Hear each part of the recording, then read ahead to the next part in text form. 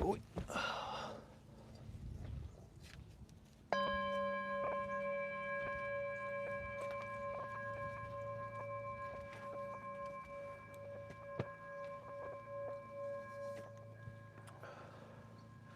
You know, they say it two ways. They say, one way is they say, you know, this is nothing that the self would want. Nobody would want this. Like, how could the self or how could the identity want to experience its death? You wouldn't want that, right? But the other element of it is just, at least for me in my spiritual experience of going deeper into that self-death process, it's been the worst, most wrathful, tripped out, fucking uncomprehendibly horrible experiences of my life. So there's no way that I would ever want to go through that. And, you know, as for my life or my identity now, you know, I guess life feels pretty good sometimes, but other than that,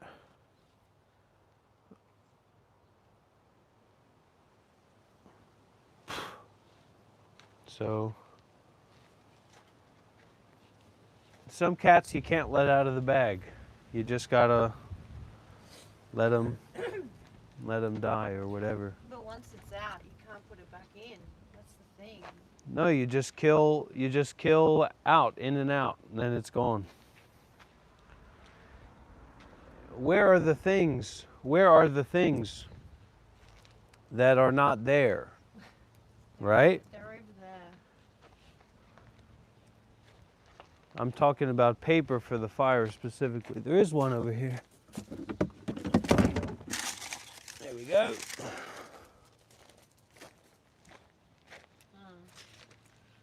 I'll help you.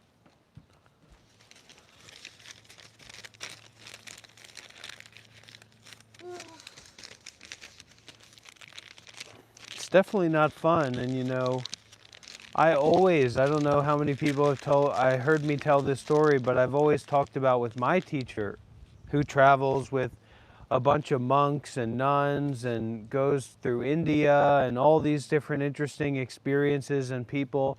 And every time I would leave and then I'd be doing my own thing at another meditation center and I'd see oh, I want to get there, I want to get there. And every time it would be the most horrible experience of my life. So there's no ideal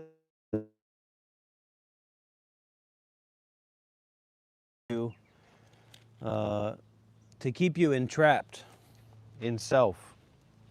But this is about the death of the self. We've got more twigs. More fucking twigs around here. Yeah, give me a sec. I'll go get it. All right.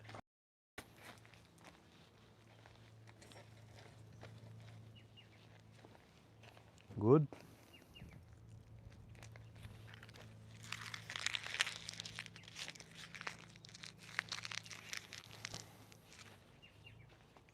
These fucking flies.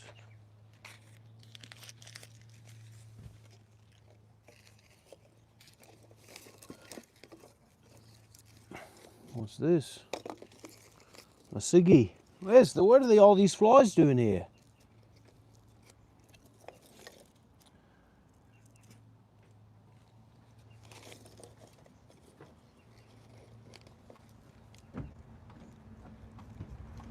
This is a cigarette?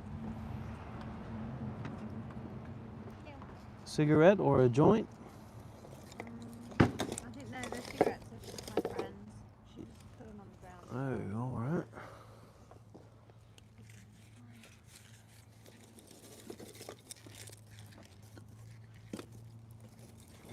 You got some tobacco? No. All right.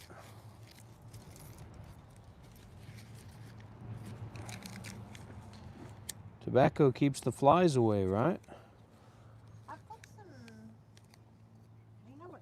Dung is really good at doing that, but I didn't have any. Kangaroo dung? This is probably some.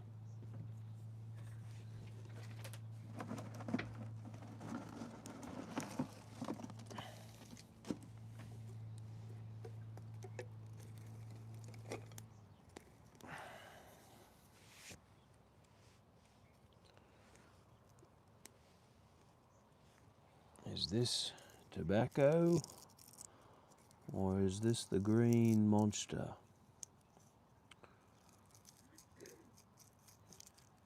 Only one way to find out. It looks like tobacco to me.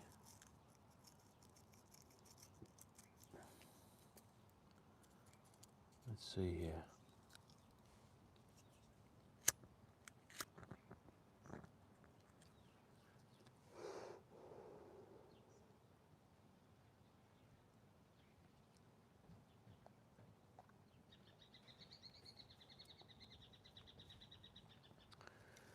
Yep.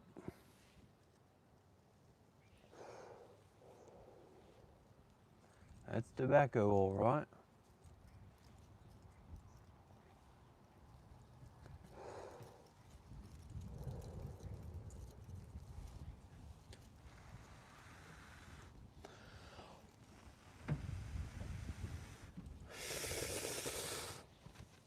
Ah. All right, some incense. It's good. And this is, The shittier it gets, the better it gets.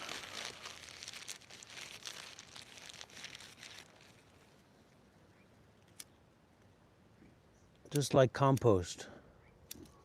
The more shit, the better.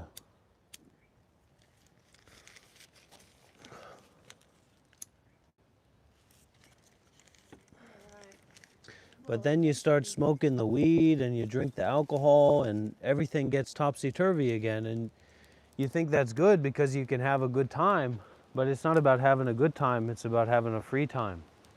So tobacco is actually not, tobacco is just physically bad for your health, but it's not an intoxicant.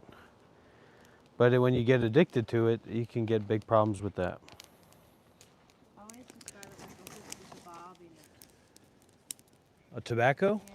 Yeah, that's right. But a lot of monks smoke. A lot of monks that I respect or live good lives, they Well, it's a vice. chew tobacco. Well, living is a vice. Breathing is a vice. Actually, that's one of the things people don't understand is that breathing is a vice. You're addicted to breathing. And if you went fully deep into meditation, you would stop breathing.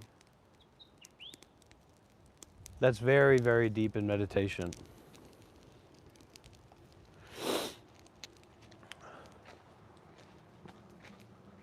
Well, I met a guru in India.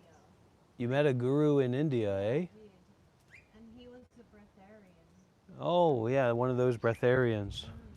And he'd been meditating in the Himalayas just before I met him. And hadn't eaten any food for like a month. He was just living on air. Yeah.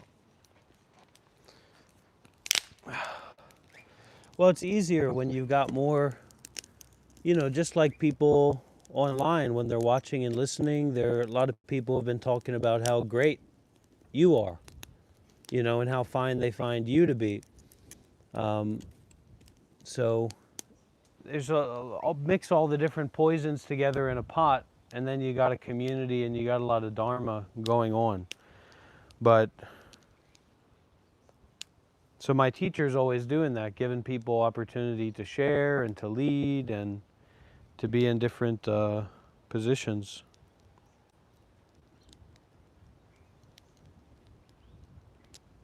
And you were saying he opens up to people to come and live there even if they have like Nothing. drug problems. Even if they're full-on meth addict, heroin addict, alcoholic, anybody, everybody. He would love to start an Australian Tabarwa Center for Aboriginals and drunks. It's just the amount of resources and the support that it takes to do that is immense. So you can't just magically do that. But he would turn your house into a Tabarwa Center if there was enough good conditions to do that.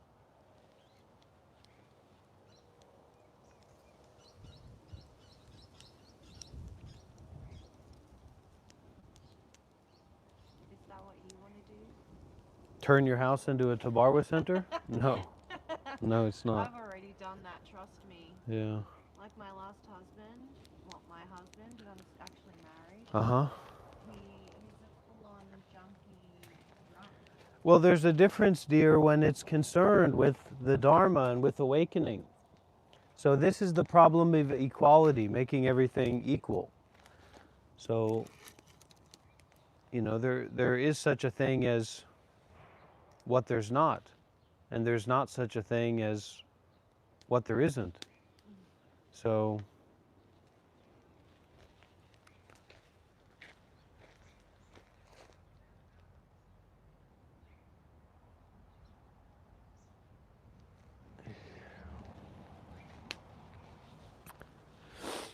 well, we don't experience, we don't appreciate the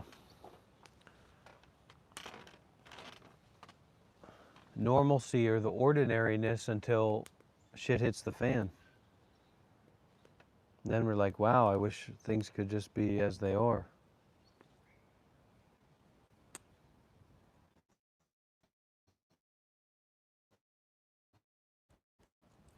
Kind of a train of involvement and intoxication of experience. Well, I've had moments where I've just wanted to fall back asleep. I'm like, I wish I didn't. Well, that's what had to happen to me this morning.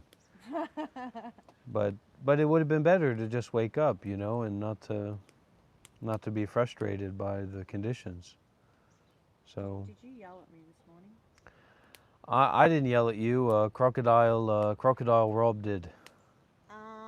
I suspected I couldn't. I have my noise cancelling headphones on, so I. Oh, you were singing with noise cancelling headphones. Yeah. All hear you. right, I've fucking been- hell, mate. I was really worried. I wanted to apologize, and because I said, couldn't hear you. I said, Is that why it was all weird before? no, it's not weird. It's just it was nature. Weird before, though. I said, mate, people are trying to sleep in here. You didn't hear me, eh? I didn't hear you. Yeah. But you know what? I felt your vibes because I Huh. didn't hear you, Yeah. but I full on picked up on the vibes. Oh that my was God. like I was trying to be quiet, but then I was like my favorite. You got song. into it, It was yeah. my favorite song, and I was just like, you know. Yeah. And then I heard something. I felt something, Yeah. but then I went, I'm gonna ignore it because Yeah. I'm in this moment. Yeah, yeah. And then, but then later when I thought about it, I was like, a minute later, I was like, oh shit, like, I think you just got up and yelled at me or something. Well, But then I just went, fuck it, I'm just gonna live my life. well, I didn't yell at you. I wouldn't yell at you, didn't but yell. Crocodile, Did you tell me to shut the fuck up? No, I did not. What'd you do? Crocodile Rob said, Oh. oi, mate, you people are sleeping in here. Well, So, it's, you know. well, it is what it is. It is what it is. Let It's it just go. like- Let it go and move on. There's no good or bad. It's just. Let it go and move on. Yeah. I don't know.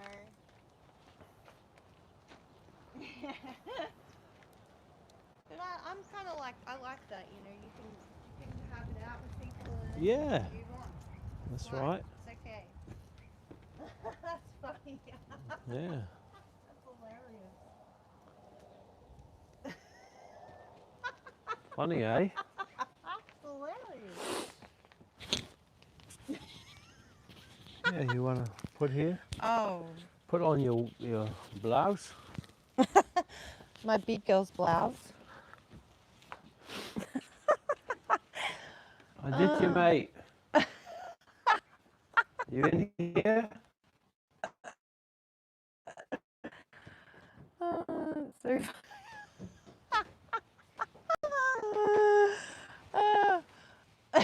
You want to sit by the fire, mate? He'd yell at me at some Warm out point. there. I missed it. Bummer, I missed it.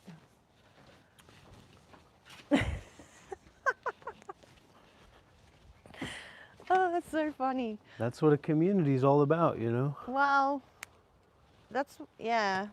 I don't know how well I'd go in community Yeah. because I just want to, I don't know, I like people, but I like my own space. Yeah, me too. But I like sharing my life with people. But, you know, I said something funny to my friend Jess. Like a week before you came, I was like, I want him to leave, but he's not here yet. Yeah. And that's like the story of my life. Yeah. And then my friend Jess was telling me, she goes, I think you've got what is it? That personality disorder where she's like, where, what is it? You're like, come closer, I love you, I hate you, leave, you know? It's just like, that's kind of what I'm like all the time. I like the idea of people and I love people, but, and then I like, just don't want anything to do with them. What can you tell me about this orange? Orange, you're glad Is that this you've an got organic orange? It's, Is this a natural orange? No. is it organic? Yeah. It's from Where'd this orange it's come from from? a fruit shop. It's not from the supermarket. So it's possible. They make oranges out here? There's an orange tree just down the road. They have the best I see. oranges. I steal them all the time.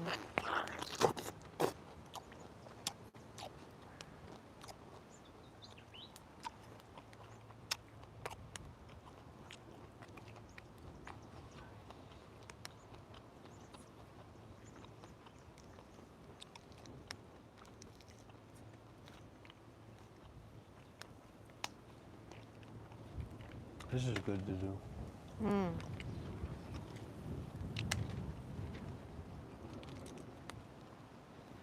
It just takes me a while too, because I get really nervous around people, especially men. I don't like.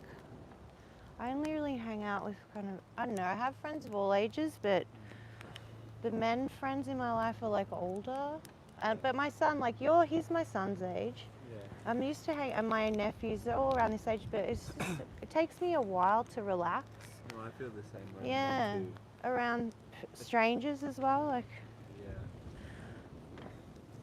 And you've got to just, it's like when I moved here in this to this community from the city 7 years ago, and I met people, but they didn't really know who I was. They just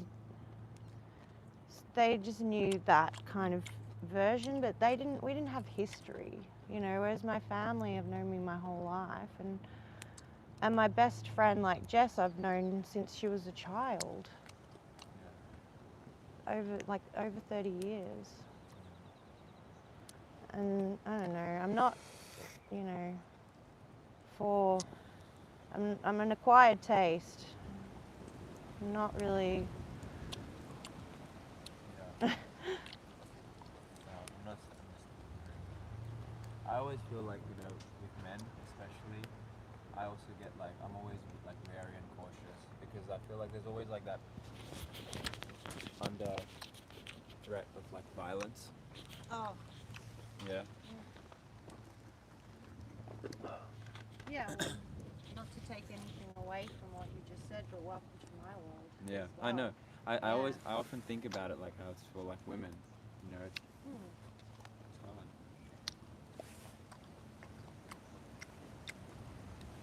Well, 97% of violence That's right. is committed by men,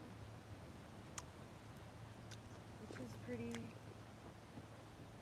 hardcore. But when I say that, I always think that it's actually committed against men as well. Like I feel like unity of men and women together. You know, like I am a pretty hardcore anarcho-syndicalist, radical feminist. If I want to, you know, put myself in a box, which I don't.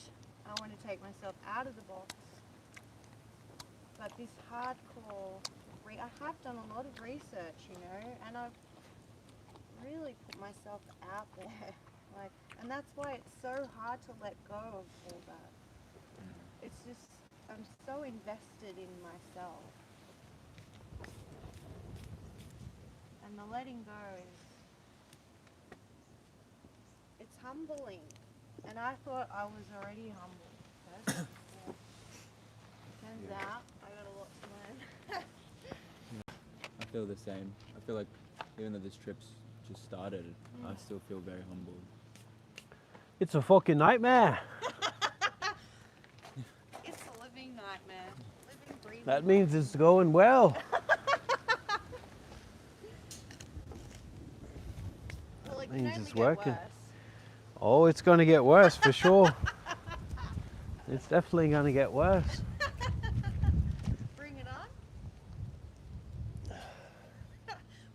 Aditya, I worry. When I saw you guys planning your trip, Yeah. like when you're sitting in the coffee shop at the running away from the convention. Oh yeah, yeah. and You were you watching like, that? yeah, The I watched internet is that. not good, eh? I was like, Should be good. and you were like, how many underwear should I pack? I didn't have any underwear. I didn't have my good shirts. How many good? I was like, fucking shit. I'm like, and Dr. Rob was like, oh. Internet okay? I was like, it's the blind leading the blind. Like, these guys are fucking. They're gonna have an influence. It's alright. But that's okay. You know, that's awesome. That's a part of it. Yeah, we learn to take it breath And- by breath. Yeah. And the whole camping thing. It's Look, the mate. baptism of fire. And Noah's wants to come. He says he's ready to put some money on the table, and he's going to hear back from the van. Look, the convention. Oh, there's Aditya and you. Yeah. Were you behaving or What do you mean, mate? I don't know. He fell asleep during the meditation. He was like No. meditating and he went, It's a deep meditation. You don't know what you're talking about, mate. No, I don't. No, Aditya either. You can see everybody. See me and Aditya. You see? Can you see? In the corner. Can you see us? There we are.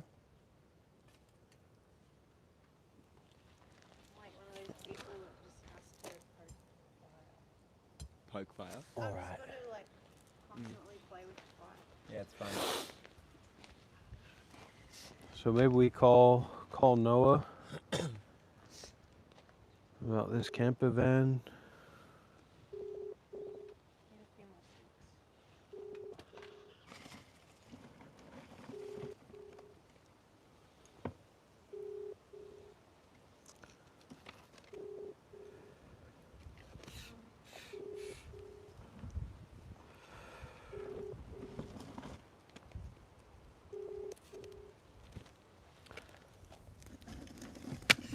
Oh yeah, I hope it didn't break. I'll never put it there. Oh, very close. But no cigar.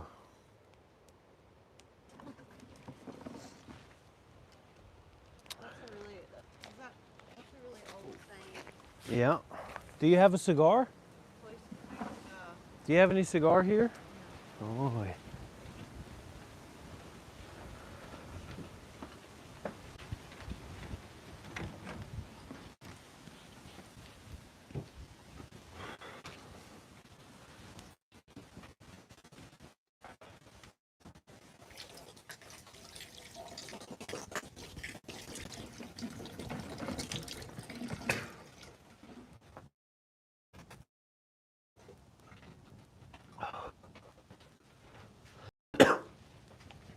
We figured out before that when Dr. Rock chastised me this morning for singing loudly, I had noise cancelling headphones on, so I didn't actually hear it. I didn't even hear you singing. I just heard Dr. Rob yelling. Oh, he said he didn't yell. He said it was Crocodile Dundee. Like, but it was so funny because like I didn't. I just thought it was. I wasn't quite sure then. He was like, oh, that's why I did vibes for. I knew it. Vibes is like.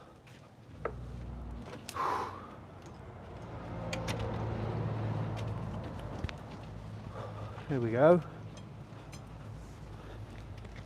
Oi.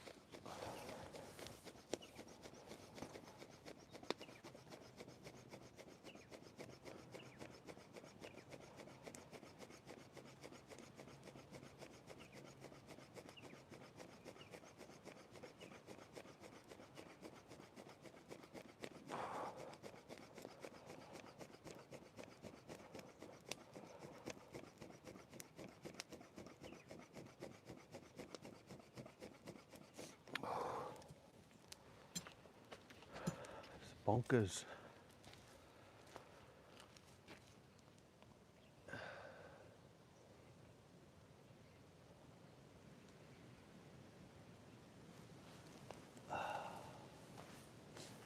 Welcome everyone. When you watch online, do you watch all the comments and everything? Yeah, sometimes. Do you disable it? No. You don't. Do you watch it live? But often I'm like doing something and just have my headphones on. It's just in the background. Oh, okay.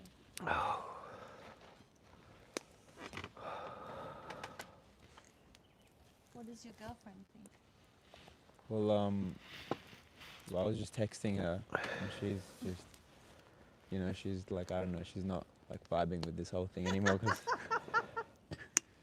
because I don't know what the hell I'm doing and she doesn't know what I'm doing either. So- Right. And I think women really value like stability and all that stuff, and I have no idea what I'm doing. You're Yeah. a free spirit. Aditya. In Yeah. a relation tethered to a rock. Yeah. That's relationships So she's asking me like, am I having fun? Am I learning a lot? And I have no like answer. Because that's what people like relate to, Mm. But it's not. It's actually the opposite. Kind Yeah. of.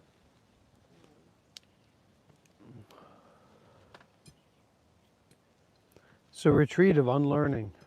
So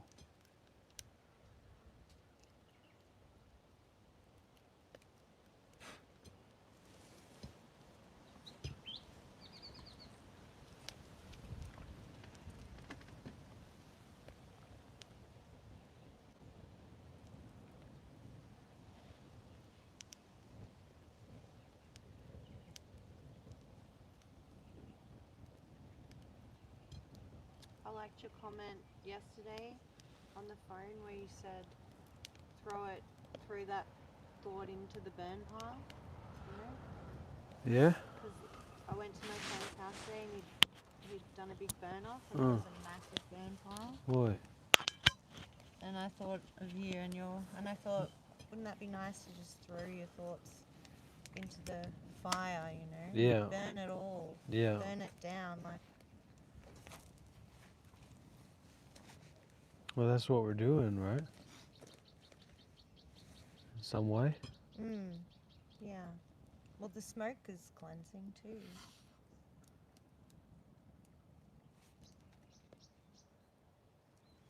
When I was out in the desert, aligning myself with different people, the elder there, I just went up to him and I said, "Tell me what to do and I'll do it."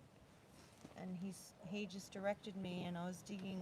The first job I did was just dig shit pits to accommodate the people that were coming. So I met this guy Joe, and the first thing we did together was dig a hole. And while we're digging the hole, I said, I just want to metaphorically put all my baggage and shit into this hole and get rid of it. 'Cause I just always, and that was 10 years ago. What was that? What was that place? That was an incredible place called it's called Mutonia Sculpture Park, and it was a festival called Burnout. And I had just given up my tour and traveling and Your clown tour? yeah, Magic clown tour? Yeah, I got burnt out. I got burnt out in the middle of the desert. Had a clown meltdown, and just completely quit my tour while at the peak of my success. Were you making money doing that? Dude, I made like 50 grand a year and I only worked like 50 days a year. Really? Yeah, I was doing so well. I went from like zero to hero, Yeah, I was like you said. self-made. Yeah. Like it was, and I was heading to the cruise ships, And that's where the real money is, I was going right? global, yeah. That was my next step. I was like, I'm going to hit the international stage. So that's my trajectory. But then I just was in the middle of the desert on tour and just traveling around, and I lost my mobile phone in the desert. It just disappeared. So you got spooked out. Yeah, and I met this dude who was like a young dude, but I called him Sunshine. You know, like the most amazing thing happened. And I was talking to him saying how I wanted to just stop clowning. I was sick of it. I needed it. Like, I was so unhappy. I was miserable. I was crying before I was doing shows. I was sitting there putting my makeup on, crying. And I was just like, why do I hate my life so much? I've got everything. This is my dream. Why is it a nightmare? I wish I could stop. And he's like, what do you need to stop? I owe $10,000. Like, that's what I owed for, like, because I bought a geodesic dome. He gave you $10,000? He gave me $10,000. He goes, if I give you $10,000, will you quit clowning? And I said, yeah. And so Where was this? the next day, he gave me $10,000. It was in the desert. We might have to put that on our travel $10,000. point. Hey, there's a man in the desert giving out $10,000. Sunshine.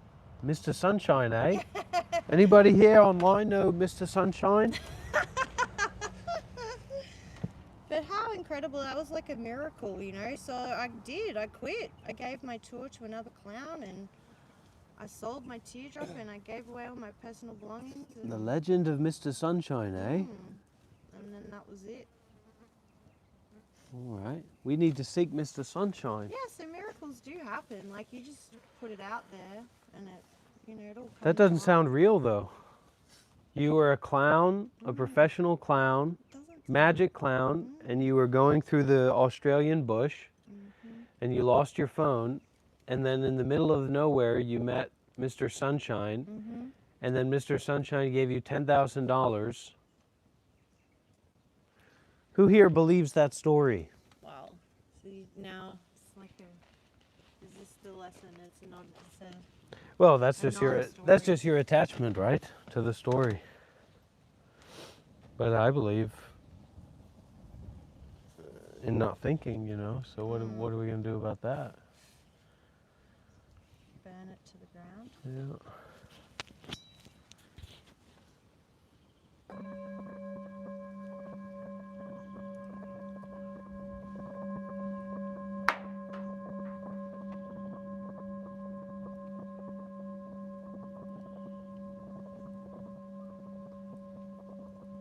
Is this a resin?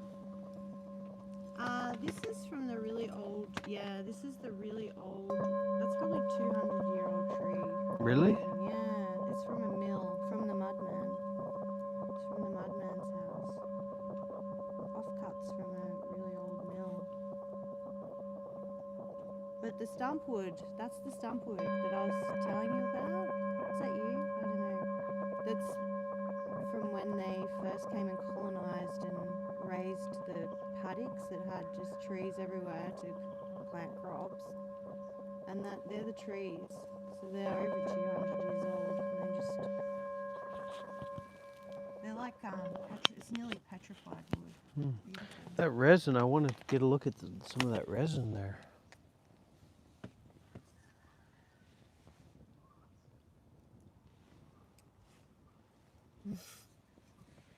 Can you smell it?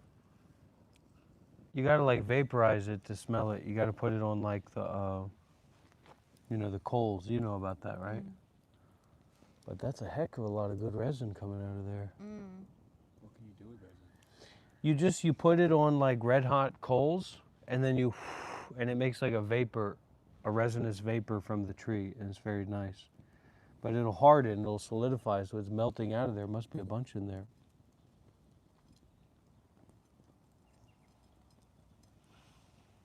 And if it was cannabis resin, then you could,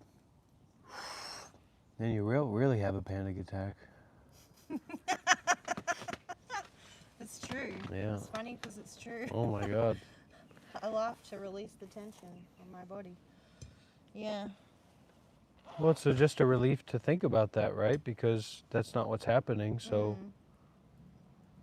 it's not like somebody's going to magically give you a dab in your brain or whatever. So You're pretty safe from the possibility of what could happen by staying with the precepts, following the precepts, and not becoming intoxicated. Wow, that's a beautiful resin.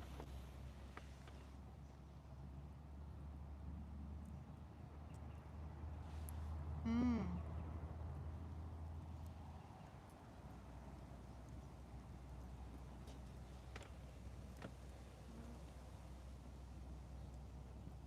Maybe I can get some advice about, since we're talking about intoxicants, I've got some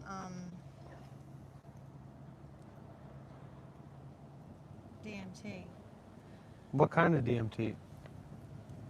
The one you vaporize? The one you smoke. The white Green. light DMT. Well, I don't know. How do you use it? You have a vaporizer thing? Oh, I don't have one. So you just have the raw DMT. Yeah. You got because- tinfoil? I think so. I'll give you a treatment. Really? No, I'm not gonna do that. Someone did that for me once before though, but I'm more scaredy cat. I wouldn't recommend that. Probably be good, probably would work out. But I've had it before, yeah. but I do it ceremoniously. Well, of course. I mean, you're gonna get fucking shot to the moon, so. Yeah, well, I figured that the first time I did it was when I was 20, Yeah. and it just happened naturally after a rave. I was at a full moon rave in Yeah. the city in Melbourne, and I just went to someone's place afterwards, and they were just passing around. I didn't even know what it was, and then Oh, no way. yeah, no, I didn't know. And they're like, "Here, smoke this," and so I smoked it, and the next minute I I was. feel like that's the worst. Almost one of the worst places to just take it. Just like a casual thing. It was quite profound. It affected the rest of my life. But my trip was that I turned into a meat machine, and then the breath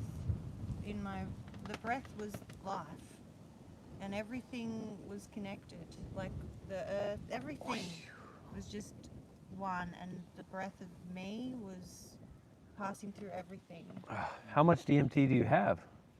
I don't know, a fair bit. Really? Little Somebody bit. gave it to you?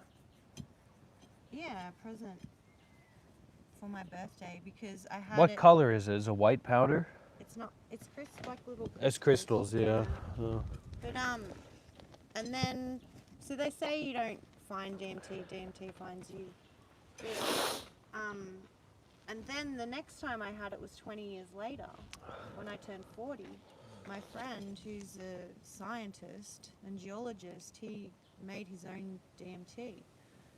And when I turned 40, I went on a walk through the bush, and I took the DMT in a joint and smoked it by myself in the middle of the bush, and that was pretty profound. And you broke through?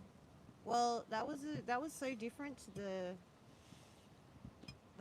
it was really different to anything that had ever happened to me before, because I was sitting just by a fire in the bush by myself, and then aliens started circling above with their spotlight, and I was just sitting there going, "Those fucking aliens," and then I got really scared because because I'd actually had a few experiences, before with psychedelics, so I was able to kind of talk myself and not freak out. I was like, it's okay. So I just went with it, and then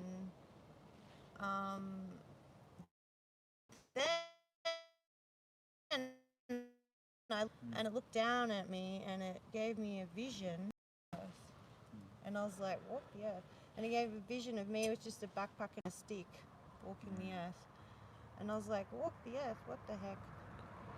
Because I was clowning and had my tour and all that stuff, and I just sort of had my meltdown, and I was really at a cusp in my life where I was like, what do I do? And then I turned to the fire and I said, and do what? Because I'm a bit action oriented. You probably noticed. I always want to do something. It's very hard for me to sit and be very difficult.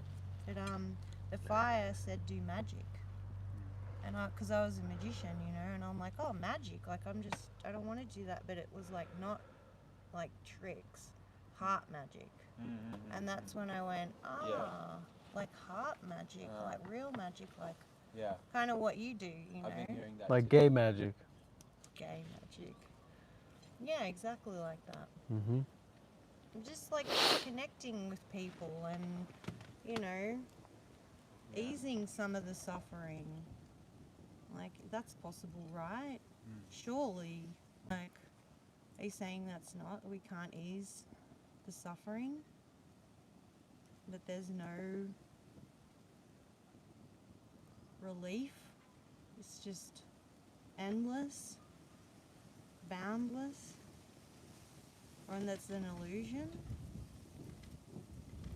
Isn't that why we connect as human beings on the spirit and this human level? So what does this have to do with the DMT that you've got?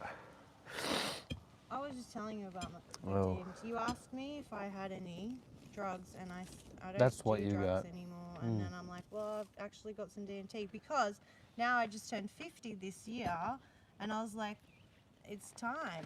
Ceremoniously, I've taken it every, 10 years, 20 years. It's time.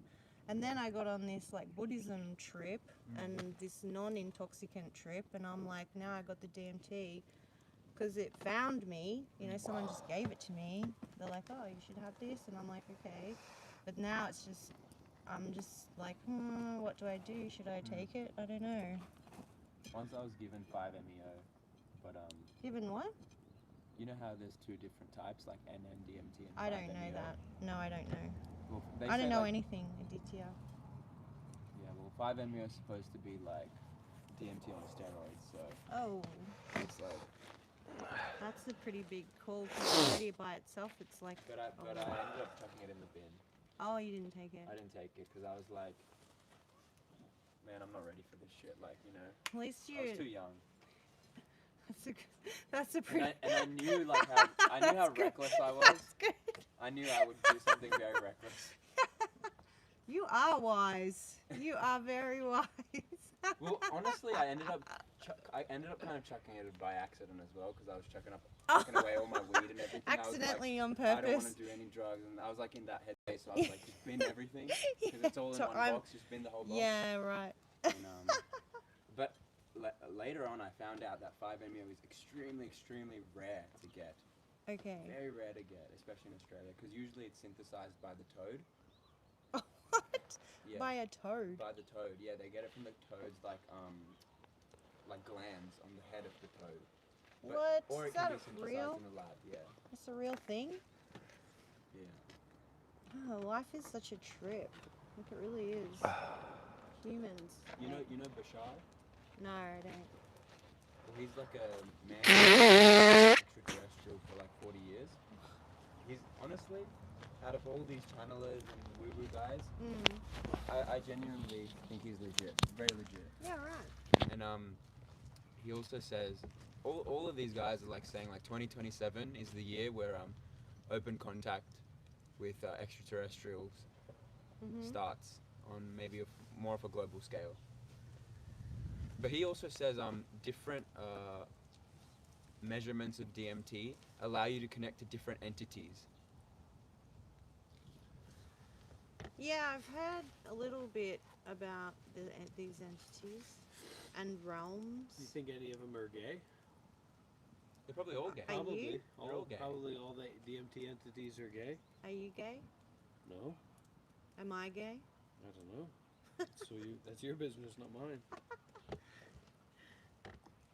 What's wrong with being gay? Nothing. You better hope there's nothing wrong with it if you meet those DMT entities and they're gay and you think there's something wrong with that. You'll probably be in big trouble. But I don't think they can be gay because I don't think they'll have a gender.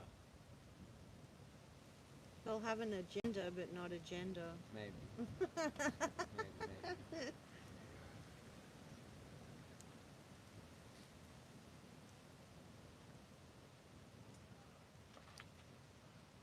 Gay DMT entities. Have you met them?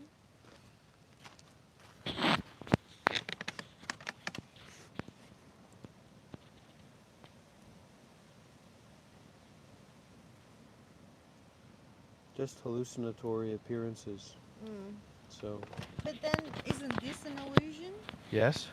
But that's not a hallucination. Yes, it is. This is a hallucination. This is literally hallucination by the definition of modern neuroscience. You're having your hallucination inside your brain, etc. I'm having my hallucination inside my brain. But there's no your or mine, it's just a happening. Some apparently happening. So then, That's the idea, at least. I don't know. and then awareness, you're saying, is not oneness. No. Oneness is just another thing, another label. Not one, not two. More like zero. Zero and then two zeros together is infinity, so that's numberless. Zero and infinity are numberless.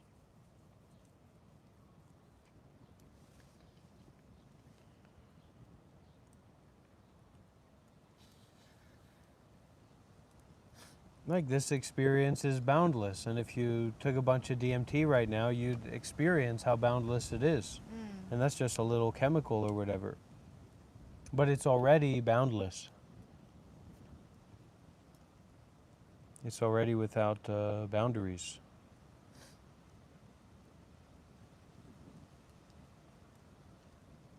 Have you ever experienced bliss? I don't know what bliss is. Feeling good? I feel good before. I've felt good before. Or bliss has happened before, but it wasn't me feeling it. Me is just a thought.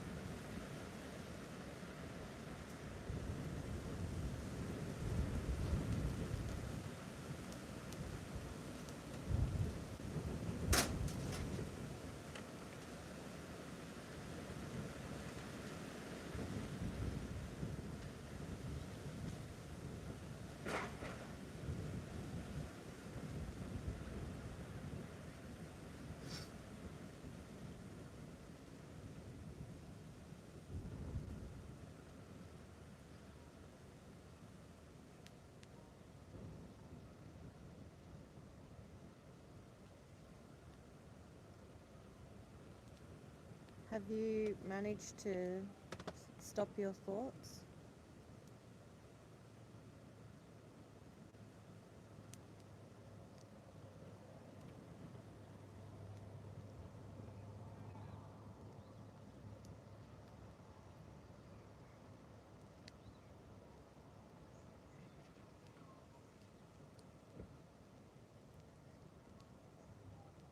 Can I eat this pear?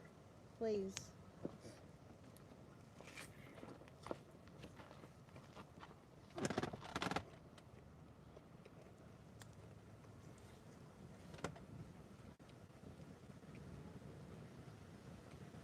I can make you a smoothie.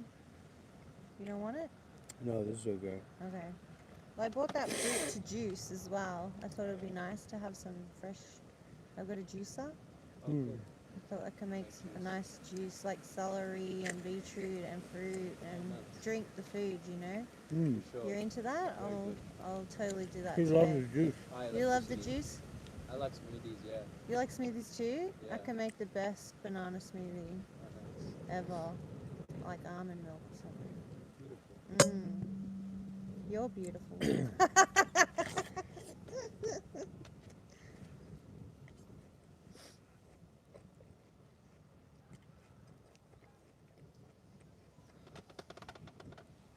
It's hard to get out of the me, my, I thinking story. I've become more aware of it, and it's just such a trap. And then I just feel like I'm constantly losing the battle with myself, and I feel like a complete and utter failure. I go through a lot of phases like that as well. But yeah, it's kind of counterintuitive. But like the more you're striving to, eradicate the thoughts or eradicate the me, it just keeps perpetuating the me. So really, I don't even know if we have free will anymore. You mean like through? Like it's just all happening. I don't think this evolution is in our personal control.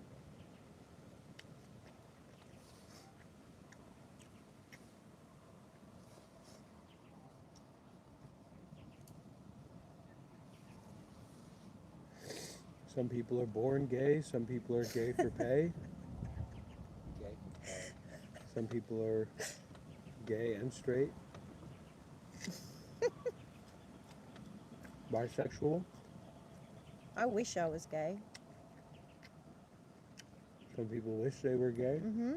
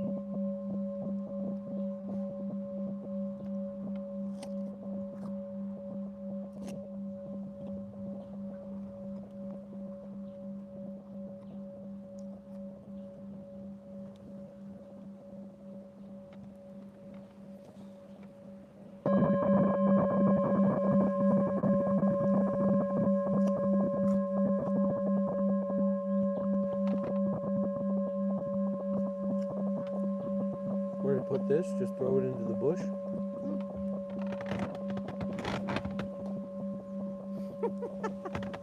Goal. That's on the road. Well, it's a food for animals, so it's very good for them. Sometimes I chuck fruit into my backyard, but the insects don't eat it, and then that makes me think that there's just too many pesticides on it. What? The fruit. Like grapes and stuff. Yeah. Yeah.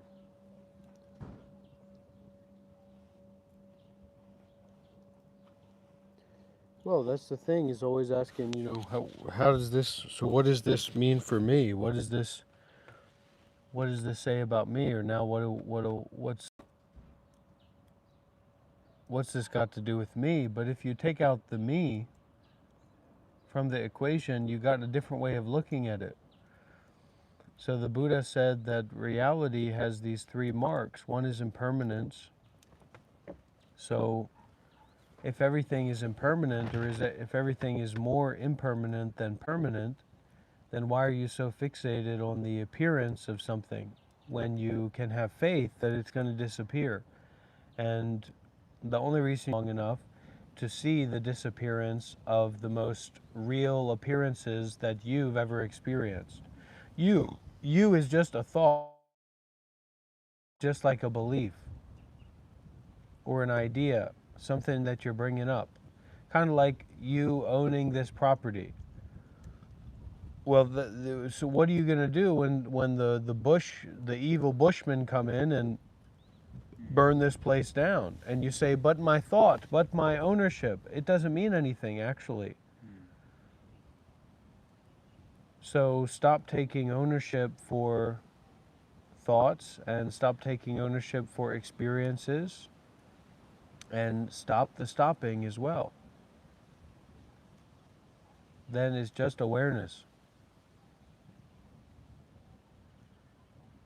Or just immediacy, or just love. Some people are saying it's just love. I don't know why they call it that, but it's just the truth.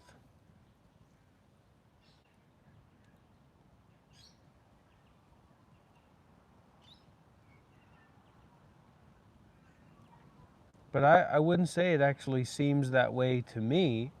It's just that isness is before me-ness.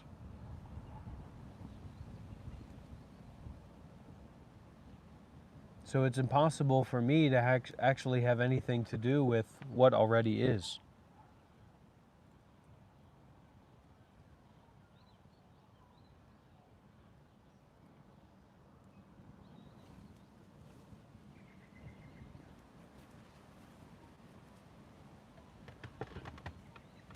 What's that? Rosemary.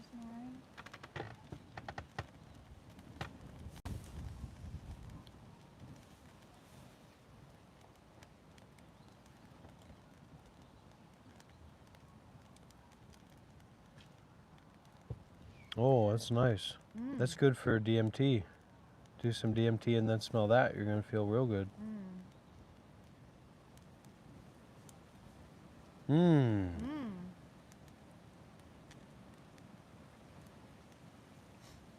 That makes me feel a little bit gay, actually. You know, happy. Happiness. My mom's name's Gay. So my mom is gay. Good for her.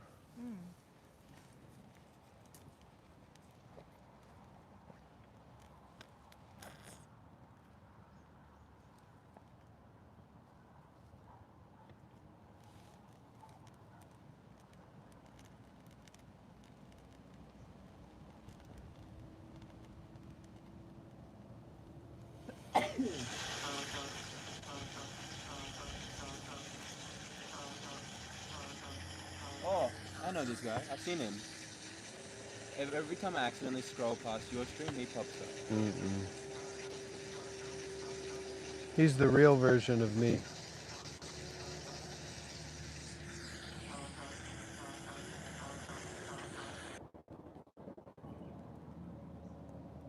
Operating multiple bodies. I don't know, it's just spiritual stuff, I guess.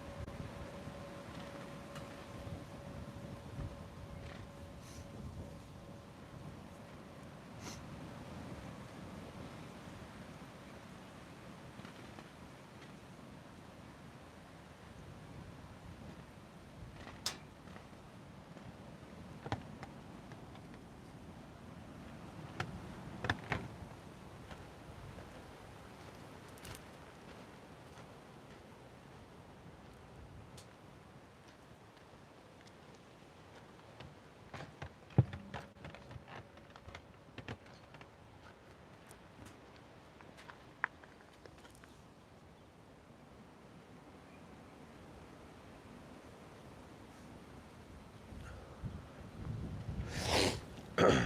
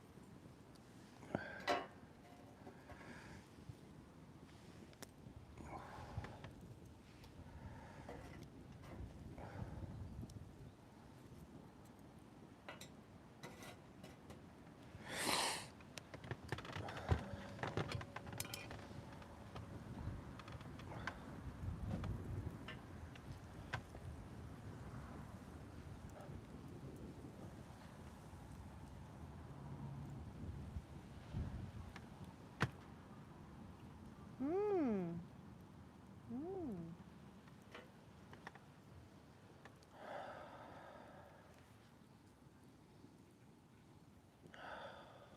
It's good.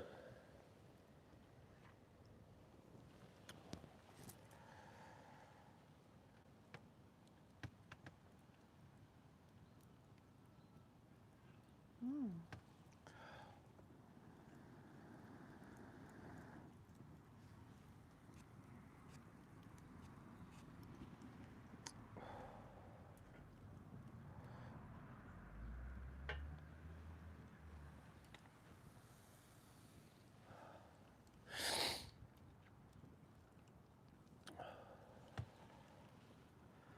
It's your DMT right here. Let nature provide.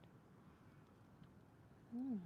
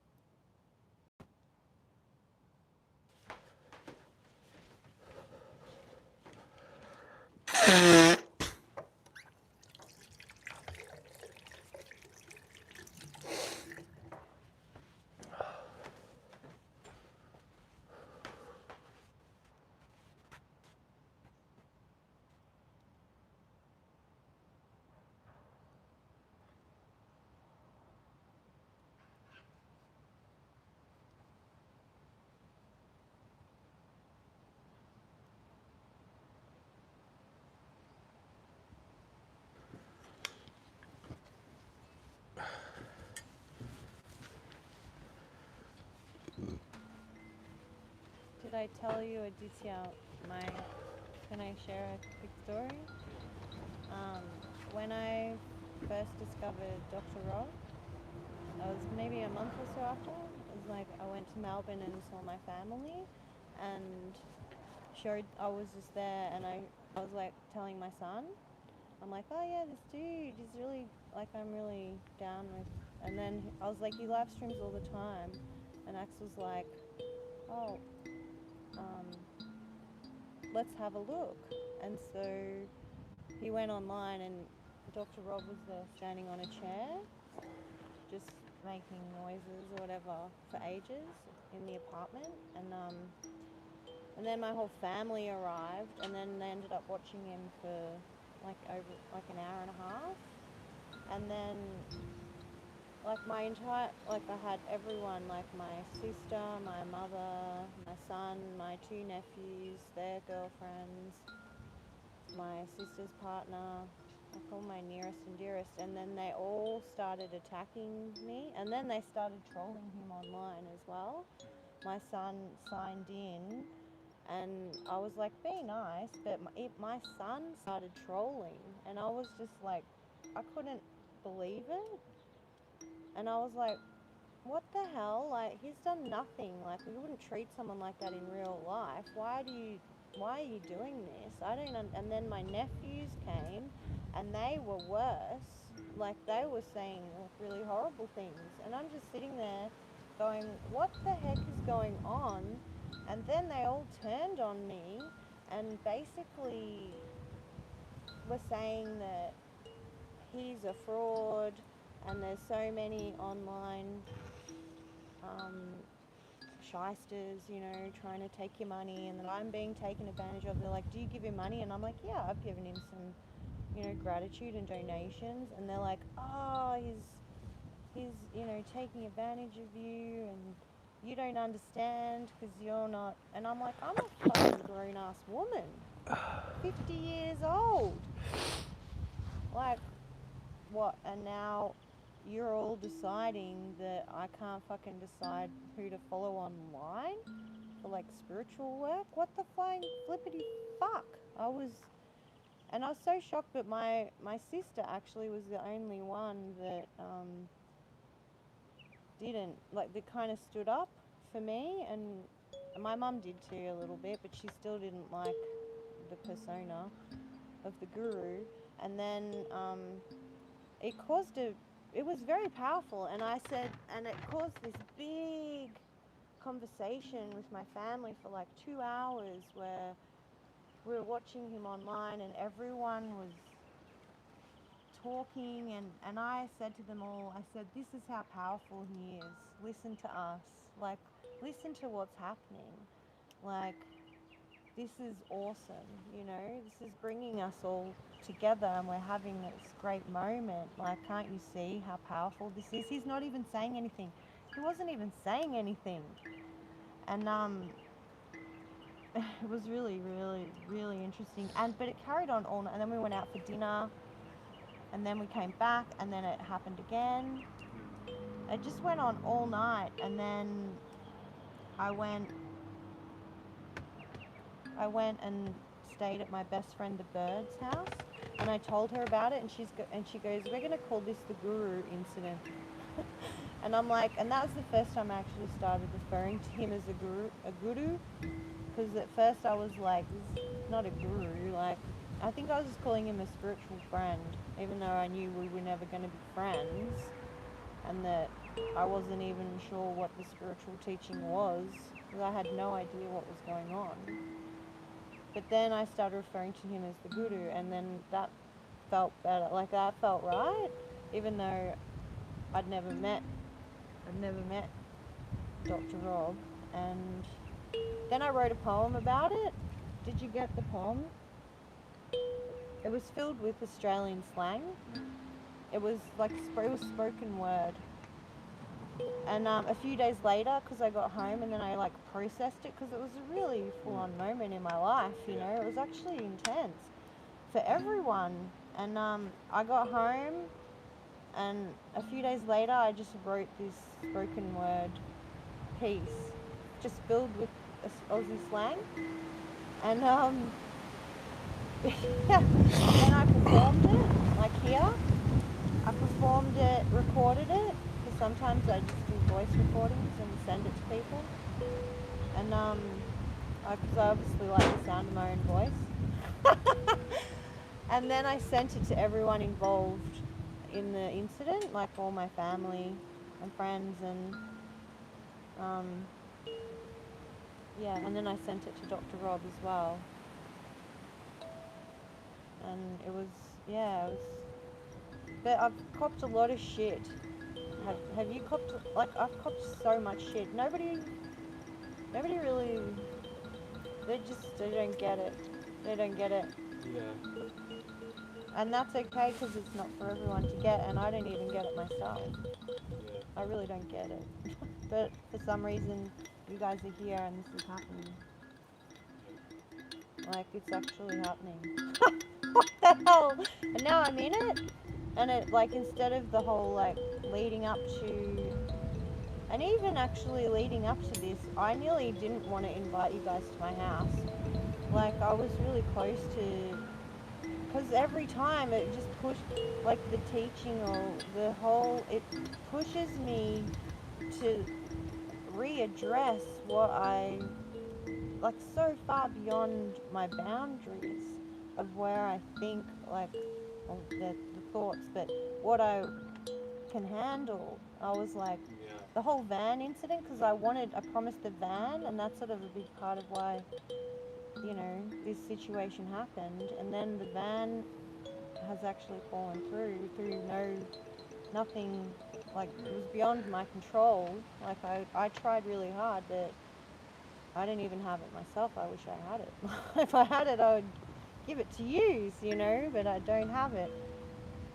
But I got pissed off because I watched the little YouTube clip, and he kind of was like addressed the van. He was like, and I got really, he's like, clown, no takesies backsies, clown, and I was like, fuck you, no takesies backsies. I got really offended, and I was like, fuck you, I'm not gonna post you, like, eat a dick. You got to be be grateful. Like, it wasn't my fault, but without even communicating that much, because I didn't really didn't want to, So it was really close, So it's actually a miracle you guys are here, because I was just like, I don't actually know if I want this in my life, but then I promised it, but I know I can take back anything at any time, because things change. But then when I saw my sister actually convinced me, because I was like, nah, fuck him, I'm not gonna do it. And my sister, who actually has been watching and typing in and saying things and having, like, she said, just watch the last video, because I was like, I'm not gonna watch him anymore. I'm done. I'm fucking done. There's so many times I've said, no, I'm done with this. I don't want it in my life. And then I was like, okay, she came here on the last weekend. And I was like, all right, I'll watch it. And so I went home and watched it. And in the first 5 minutes, I messaged him and was like, because I was like, what am I doing? Like, I'm just got to get over myself, constantly get over myself. It makes me feel like I'm a bad person. And then I realized, it's just so. But anyway, I'm grateful for the opportunity to share and show gratitude, and I'm glad I got over myself, It actually makes me want to fucking sacrifice and surrender myself, because that self is shitty. It's shitty. Who are, like, all this. That's probably why I dress myself up so. We just had someone on the live saying they love how you dress, so. I know, but maybe it's to cover the shit and piss. Of your inside of your body, Yeah, or how ugly outside I of your am. body a little bit? How ugly I am. Yeah. Do you know what I mean? Like, I'm open to, because I actually don't really like myself that much. So the whole, I think that's probably why I'm still here, and why my blessings and whatever you call it has enabled this Can you hear situation. good? You know? Where's that microphone over there? Here. Oh, good. No, you put it on the bell. This Yeah, one? clip it. Just clip it on the Oh. bell, mate. Yeah. So very profound experiences. Lately, I don't think I've cried so much. Yesterday I cried 3 times. Like, today I've already cried once. I've just been crying so much. which is fine because it's just a release, and I'm totally fine to cry. And then I went like a really long time without crying, like, because I just compress things, and put up guards and barriers, and just to maintain this veneer of getting by. And then when you kind of, that whole like boxlessness or whatever it is, which I don't quite know what it is, it's like when that starts to release, all this fucking shit comes out, and you have to actually, the whole teaching of looking into your fear, looking into the practice, looking into your pain and the suffering, it's not easy. Because if it was, everyone would do it, and no one's fucking running around talking about Buddhism and enlightenment. I'd never even heard about it, and I'm a spiritual person, 50 years old. Well, my friend Mudman, that's like, he actually was the one that turned me on to this path. He told me to do the Vipassana. You done a Vipassana retreat? hmm Most horrible experience of my life. Well, not of my life, because I've had some pretty horrible experiences, but it was shitty as. I thought I wanted to get out of there. I thought it was like a cult. I was like, this is a cult. And I had a really bad panic attack. Like halfway through, I was like, they've got my keys, they've got my phone, they've got my wallet. I need to get out of here. I thought I was going to die. I'm like, I'm going to die. It was bad, but I made it through. And thank God. Because ever since then, my whole life has been better now that I have learnt the Vipassana, the beginner technique. Which then I learnt through the teachings of Dr. Rob that Vipassana technique, although it's very good, the natural life meditation is the way to go. And then I had to break apart what I learnt at the Vipassana. And it was like just this whole like breaking apart of everything I thought was right and real and true. And then it's just like, nah, wrong, wrong. It's like I can't get a break. There's no breaks. It is endless suffering. It's just endless. And I want to give up. Actually, before, when I sat here and had my, my moment with the Guru, I wanted to say, I give up. I don't want to follow you anymore. I'm fucking done. I can't do this. This is fucking ridiculous. Because you said I was teacherless. Because I am. I'm like, what was it? It was like a beyond something like, I can't teach you. And I was like, yeah, well. But that's what you get when you're radical, and then you attract these radical people. That's right. Who are revolutionaries like I am. Like whatever I am, I don't even know, but it's true. And then I think, oh, maybe I'm still here and you're still here. I haven't kicked you out or anything. You haven't felt so uncomfortable you wanted to leave, which I'm really grateful for. Because I've definitely, got a lot of learning to do. But it really hurts. I just want to go to bed, and cry and basically. Well, people are loving what you're doing and what you're sharing, and it's motivating a lot of people to take the teachings of Dr. Rob more seriously and consider donating and all kinds of things. So good on you, mate. You're helping out the cause. Well, I saved up for a long time to give you a donation that I thought was,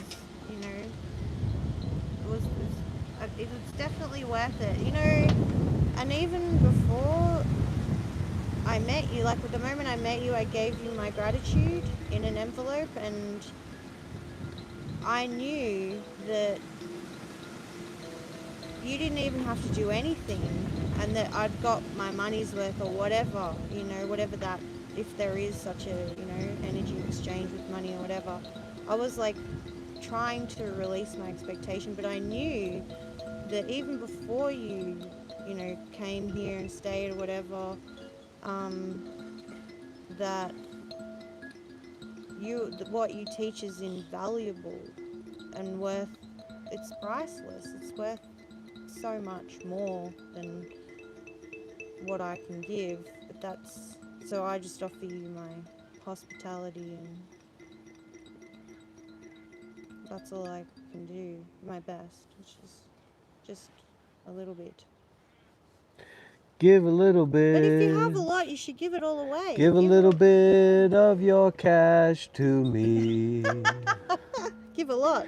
It's been a long road, and a little bit of cash would go a long way. Give a little bit. Give a little bit of your cash to me. But really, it's wonderful you can share so freely. So, it's good. Well, it's very profound, and you used a word called it's profundity, which I hadn't heard that word before, but it contains the word profound, and I can really relate to profound experiences because that's all I seem to ever have. Well, I told you, if you want, you can become a nun, but I don't know. I would. A part of me is a nun already. Yeah. Really, like I've never really had. Like I'm not in my relationships with men. I do not. I'm a 50-year-old woman, but I have very limited relationships my whole life. It's not something that I have ever really. I've only had a few partners, no long-term, absolutely no long-term relationships at all. All right. And Well, it just all comes back to your own responsibility. That's why, some people have broke up with their boyfriends and their boyfriends want to kill me, and you said your family all hates me, and yeah. well, look, I mean, you're trying to drag people into a meditation retreat. Nobody wants that. Nobody's going to like that. People will literally kill you to stop you from dragging them to a meditation retreat, and that's the intention here is to drag people into a challenging environment for the self and the ego, and that's what this embodiment is about in a certain kind of way. So other people don't want anything to do with that. They're happy to hear that you went on a little fucking meditation retreat and hear a little bit of details. They don't want to go on a meditation retreat. And if you tried to bring them to one, they'd be very angry at you. Right? So yeah, well, you can't force people, and it's even like you can talk, but you can't make people listen. Like, it's up to them, you can just speak your truth, and when they're ready they will open, but what happened to art? What happened to new experiences? Well, people get stuck in their own comfort zone. What happened to non-duality?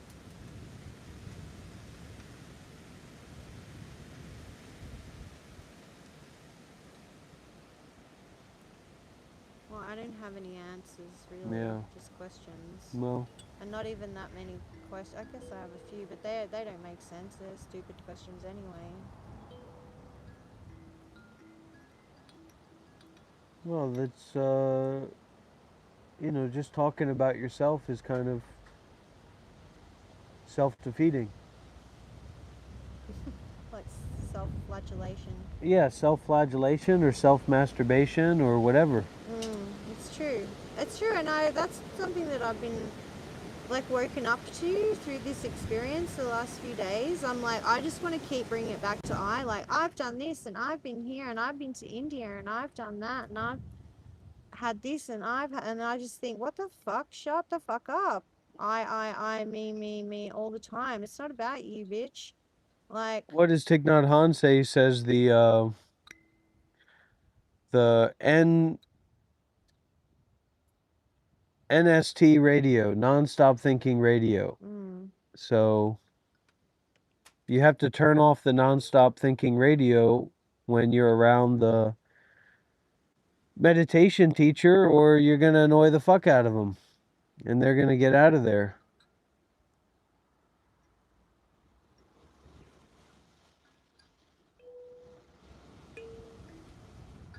And if you don't know how to do that, you prostrate, or you show as much reverence as you can. You bully them with generosity. You trap them with generosity. But because you can't deny someone else's sincerity, a willingness to self-sacrifice, to give, to let go. That's what this is about. In terms of being authentic, well, masturbating is authentic too. So are you going to masturbate in front of the teacher to express your authenticity? So it's not really about being authentic or being real. It's about Okay. surrender and self-sacrifice, Mm. and then having faith in the master, having faith in the teacher to teach you, Mm. to empty your cup, to be willing to empty your cup.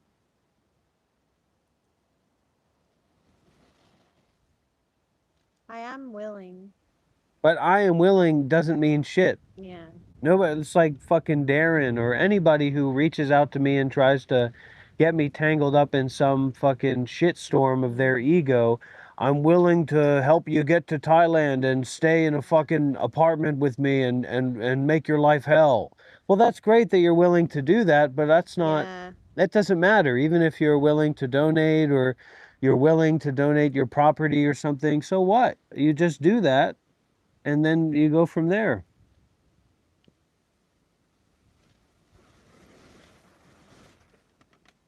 But it's not about me being the teacher. You open up your phone, there's a lot better teachers than me out there. Yeah, there is. I'm just another person who happens to be in bumfuck Australia, sitting at this house with you, with no Wi-Fi, no real Wi-Fi, right? Which I didn't know.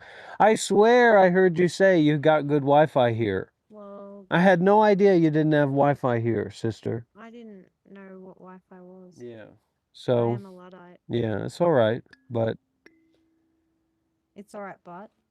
we make use of what's here and now. This is your life. Mm. This is all you got.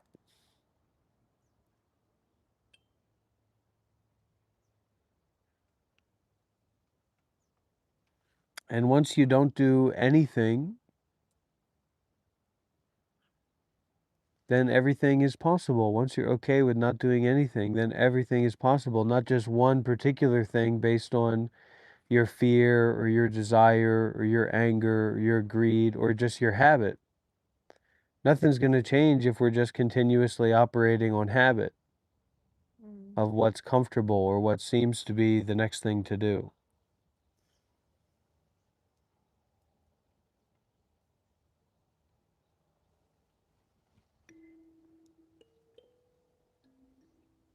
Just stop. There's nowhere to go. Where are you in a hurry to? The grave?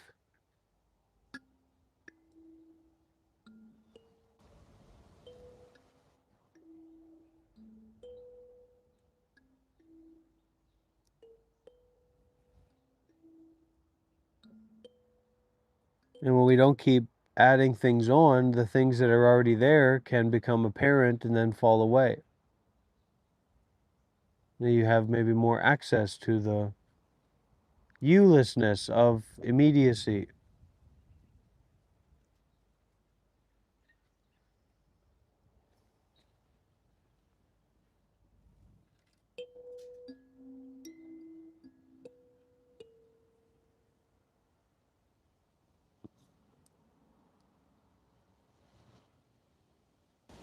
It's a lot of weird people, a lot of weird versions of ourselves inside of ourselves. So when you stop all the selfing, you don't have to deal with anything. Everything deals with itself.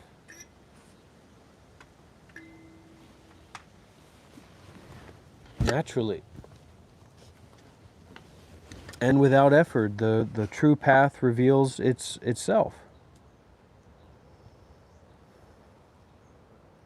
those Buddhists last night, they seemed like they were doing a lot of effort, you know, all that learning and chanting and memorizing and Well, that's the thing. When you're putting forth effort, you want effortlessness. When when effortlessness is brought up, now you want effort.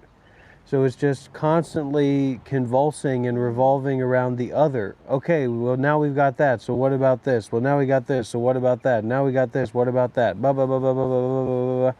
It just never stops. So you have to stop seeking. This is a kind of effortless effort, or a non-seeking seeking.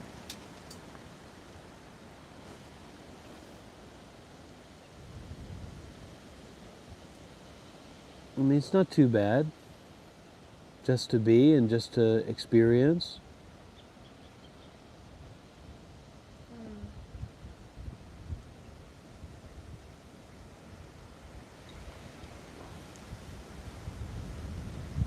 So a lot of spirits out there that have to be dealt with. So you really want to get it together. what spirits? People, places, situations, experiences, stories, thoughts, narratives, paradigms, principles, perspectives. All spirits are just hallucinatory appearances. Just lots and lots of hallucinatory appearances. When you learn the value and the preciousness of waking up to what is, you don't give a fuck what other people are doing, because you've got the jewel of freedom, the wish-fulfilling jewel, here and now, within yourself. The real treasure store that is within yourself.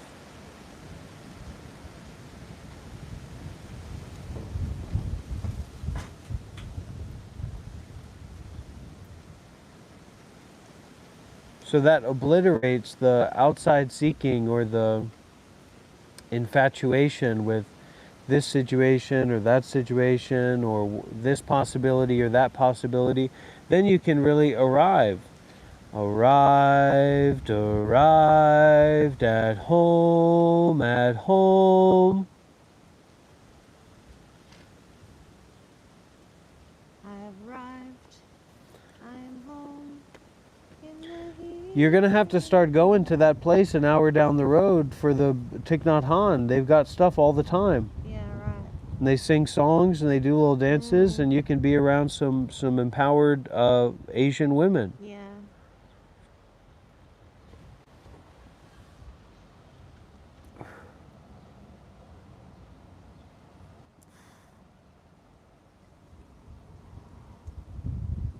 Or just wake up at 5:30 in the morning and do the chanting. 'Cause Up they to you. do, so Whatever you want to do do. chanting. Yeah. I want to chant. It just feels right. I love the chanting. All right.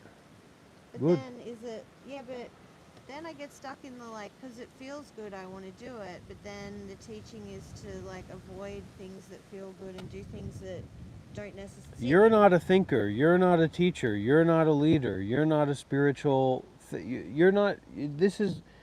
Are you? Am I here to learn from you? You're taking on all this personal responsibility to your understanding, to your personal understanding. Your personal understanding is what is to be detached from and abandoned and renounced and forgiven and absolved and dissolved. You listen to a Dharma talk, your personal understanding is irrelevant. You practice meditation, your personal understanding is irrelevant. You go to a meditation retreat, your personal understanding is irrelevant. You visit a Buddhist temple, you visit anywhere. You fall into personal understanding when you should be giving the irrelevance to your personal understanding in the midst of the unknown, in embracing the unknown. That's the practice. I don't know. Instead of trying to map out your life, be willing to not know.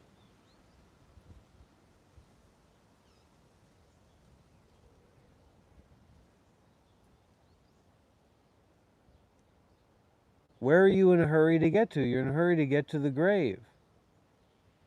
Or you're in a hurry to get to a cheeseburger, in a hurry to get to a cigar. Where do you get a good damn cigar? Here in the bush. So you just got to drop those things. Your understanding is not relevant. Your understanding is relevant only as an independent woman in the world. But this is free of women and independence and male and female and free of all that stuff.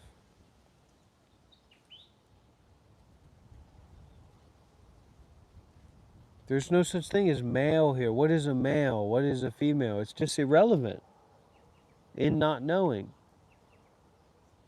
In this willingness to not know, in this willingness to be journeying to nowhere, from nowhere.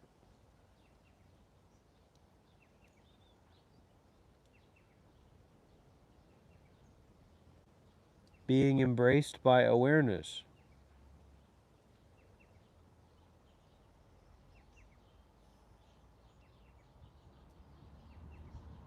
And not pretending to be this fucking super knower. Somehow, because people watch TikTok and YouTube, they've become these well-traveled super knowers. You're not. You don't know. But your need for your identity is for this to be a story, or for this to be something explainable. But that's just ridiculous, because how could you explain even a tree fully? How could you explain me? How could you explain someone who you don't even know, who you've never even sat down with for an hour? But yourself that you believe in is based in explaining and words and phrases that make sense. But yourself or your thoughts about things are irrelevant to mostly everything. So how can you recognize that within yourself? How irrelevant your fucking thoughts and opinions and stories are, the words and phrases that are rocking around in your brain, how irrelevant those thoughts are to mostly everything. You're not a fucking politician. You're not the president. You're not a galactic emperor. You probably don't even have many relationships with people. Nobody's asking you for advice. And anyways, when did you travel the world and train with all these fucking pirates and captains of the sea and fucking world leaders? You didn't. You've just been watching TikTok and YouTube and masturbating and eating food. And yet somehow you become this super ultimate understander knower. And your thoughts are somehow magically, because you're in your room or don't have anything to do and you're just with yourself right now, your thoughts are now the fucking galactic law. When your thoughts about life aren't even relevant at the fucking Subway or at the fish and chips shop. But somehow now, in the midst of a community coming together with a former Buddhist monk, your thoughts are somehow relevant. There's some kind of magical authority that's been given to you by what? By nothing. By the smell of your own ass is where that authority came from. And then because you're addicted to that authority of being in control, you think that I have something to do with being in control.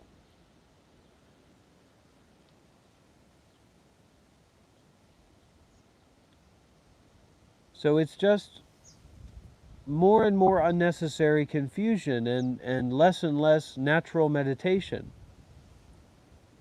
And then you're looking for something. You're looking for something to get hooked by. You're looking for something to believe in.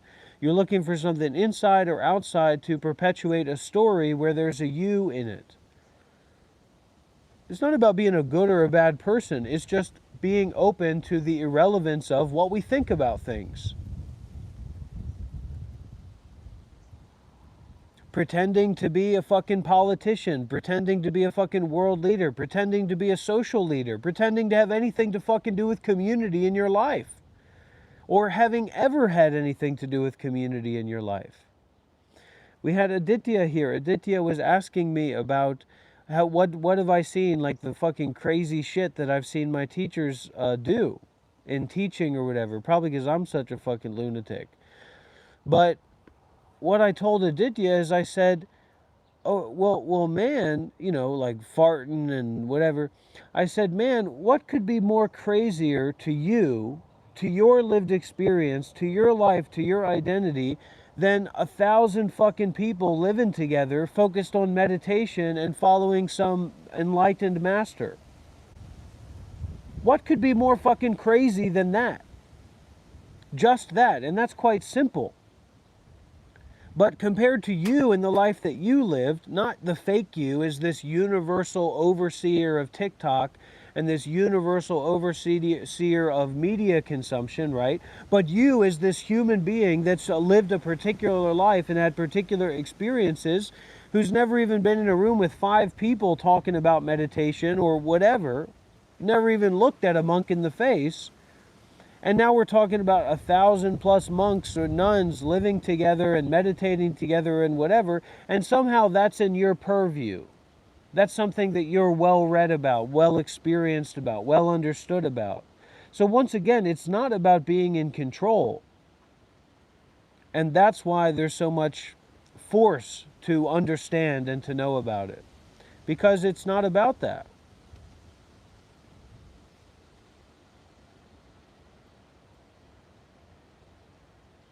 Life is not about you at all, and it's certainly not about you being in control at all. Your identity, your story of yourself might be about that, but life and reality are not about that. And even the local fucking Subway or Starbucks doesn't give 2 fucks what you think about anything.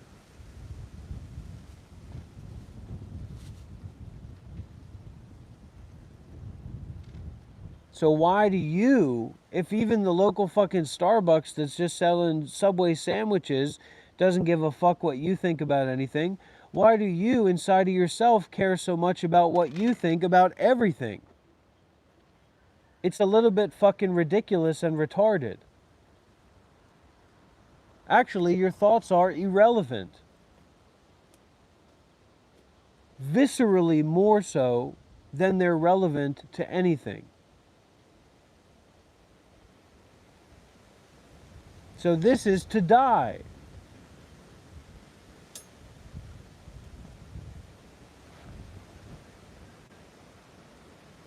For yourself and for your life to die. Maybe it's more convenient or something for me because I've been living on the edge for a little bit as a monk and as a traveler and all that.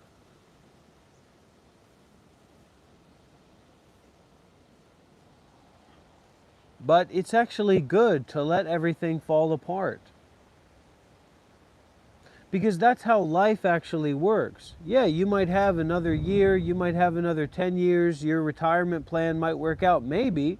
But what's for sure, and what's the law of life, is that you're going to die at any moment. And this is the last day that you're ever going to have. This is the last moment that you're ever going to have. This is it. So why is this so bad? Why is this so undesirable? Because this doesn't depend on you, isn't about you, isn't about self, isn't about possessions, isn't about a paradigm of time.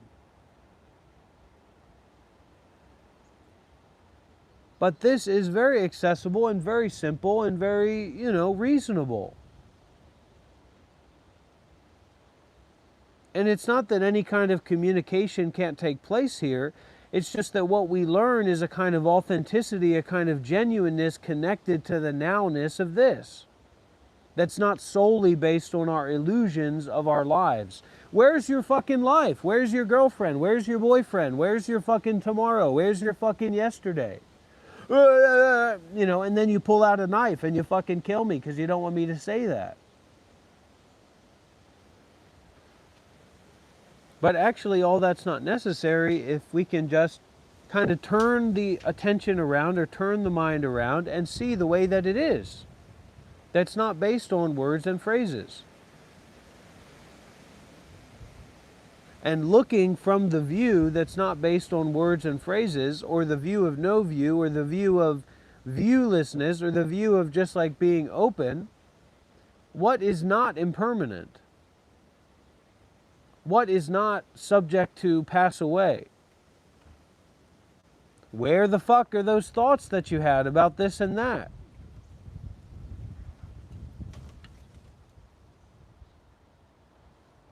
You see what I'm saying? So, you know, I'm on a journey just like everybody else. In the sense of I, the sense of a body that has an I in it.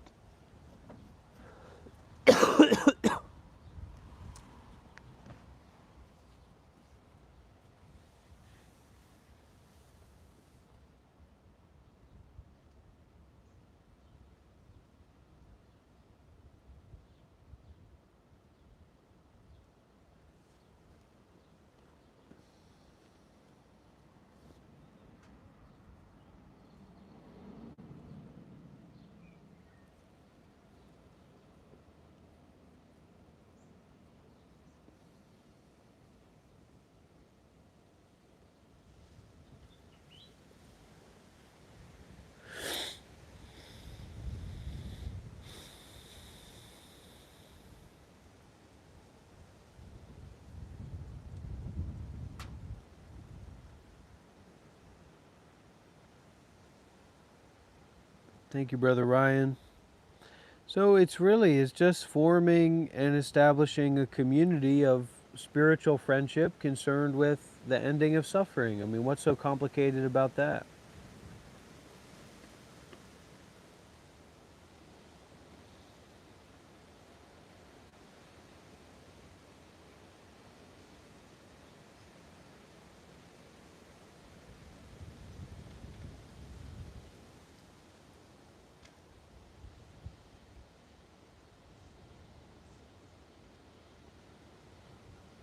If you just let everything fall apart, then you don't need to do anything.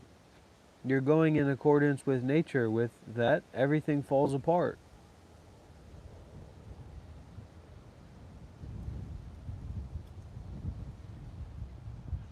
So just go with the flow of the process of everything, you know, falling apart, and open up to that and widen out together with that, instead of constricting about trying to hold it together or manage it.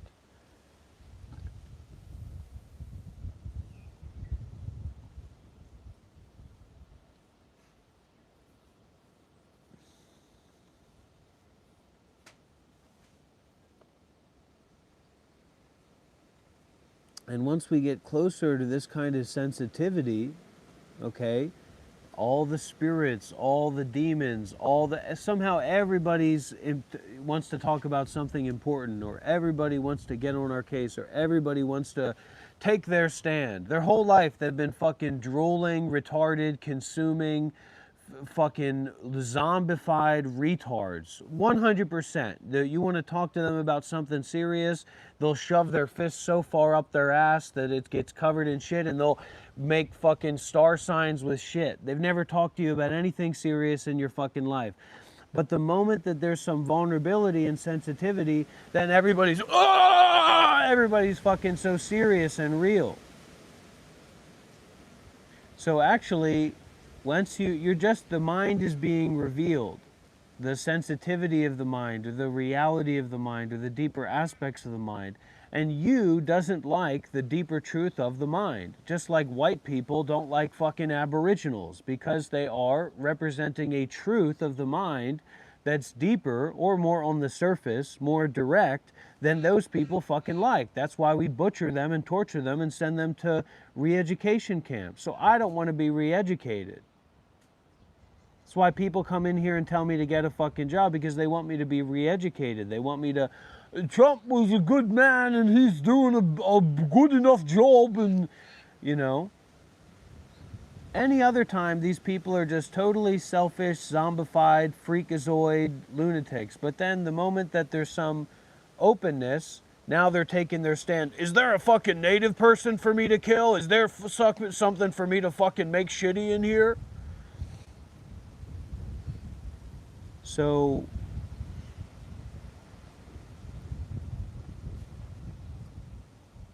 it's not understandable for you. It's not understandable for self. It's not understandable from the perspective of there being separate things. It's unfathomable, right? Where did we read it? We read it somewhere. It's unfucking fathomable. And then when you say that the context of this is something that's unfathomable, somehow these intellectual, intelligent retards that are supposed to be the smartest fucking idiots in the entire world can't grasp that. And they have no respect for context or what's actually going on here, and it somehow has to be about their retard brain, shit-eating brain parasites that are fucking sending voices in their head. Oh, that's what this guy's talking about is the fucking shit brain parasites in my brain. That's really fucking surprising and kind of convenient that the fucking shit brain parasites in my brain are actually what that guy's talking about. It's unfathomable. So if you want to talk about anything, you can talk about the notion of what is unfathomable. But because you're afraid of that, deep down, like you're afraid of death, you have to make it into some retardville, super ego, weirdo, schizophrenic, lunatic shitstorm that nobody wants anything to do with. And now you're stalking people and you're thinking about people and you're all this non-practical, complicated thinking that's not leading anywhere. It's not even creativity.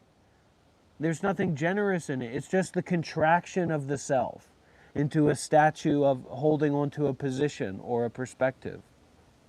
That in the scheme of things is irrelevant. Not even the scheme of things. Even you go to the fucking Walmart, your perspective is irrelevant.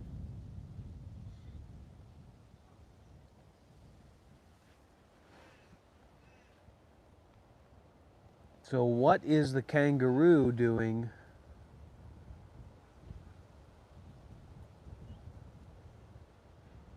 tomorrow? Find a kangaroo and ask the kangaroo, what are you doing tomorrow? Kangaroo.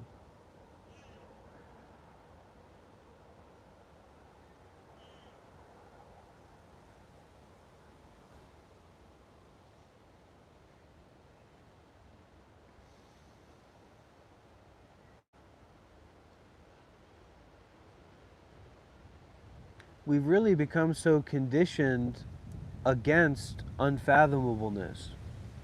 And it's really weird and surprising how that can be, because we're less traveled, we're more isolated, we're more consumption dependent on just looking through phones than ever before.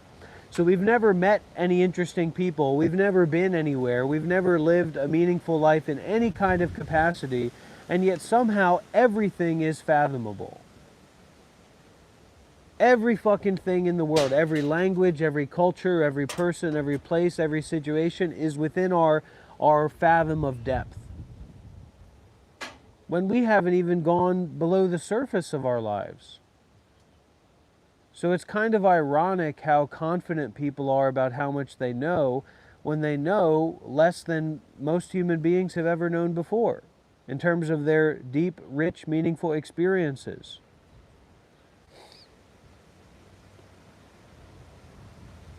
So,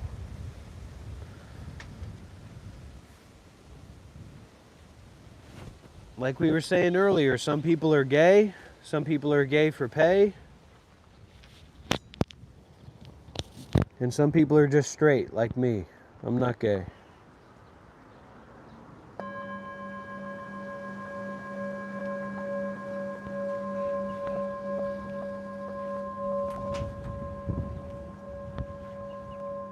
Meditation time.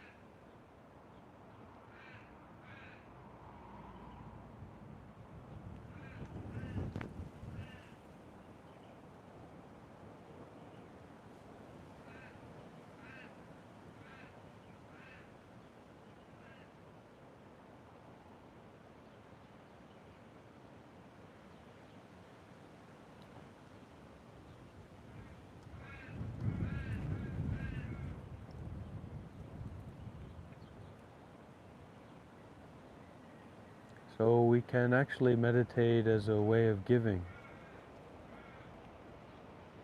So giving out the body, giving out the mind, giving up, giving away. We just need the smallest bit of concentration to kind of become actuated to the presentness or the awareness or the beingness, and then it's all giving away, giving out the body and mind.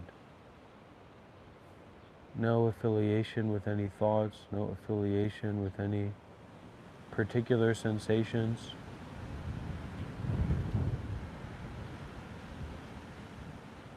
Just aware, breathing, aware of everything, of anything, and giving out, giving away.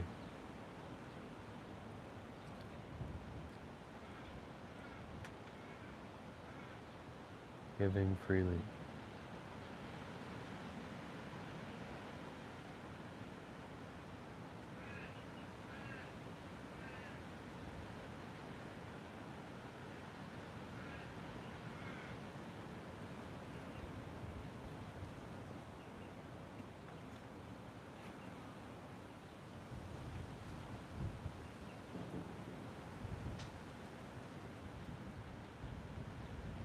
Let the body relax, let the body release.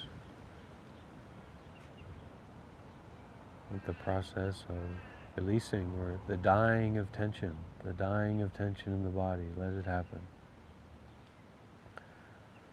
But also sitting upright, being aware, being wakeful.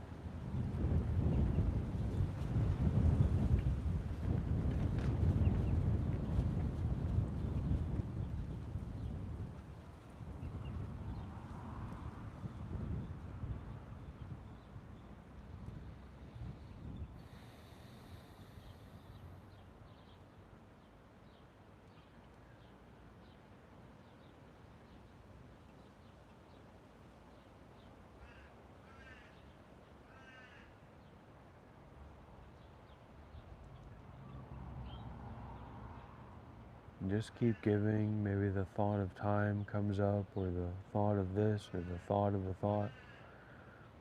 And just be in the way of giving out, giving away.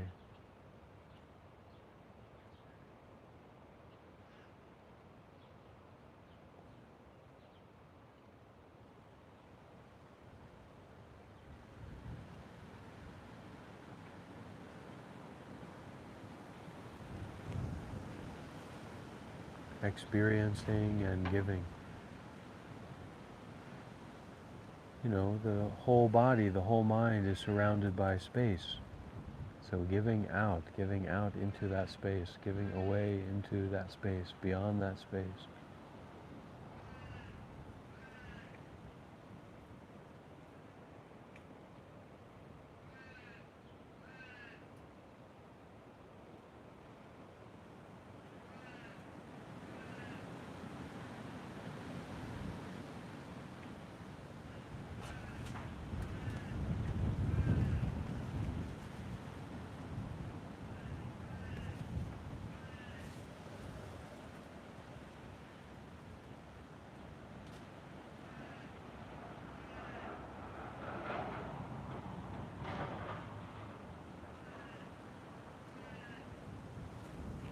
Total recall, total forgiveness, total remembering, total forgiving. Everything available, everything welcomed, everything given away. Everything given out and away.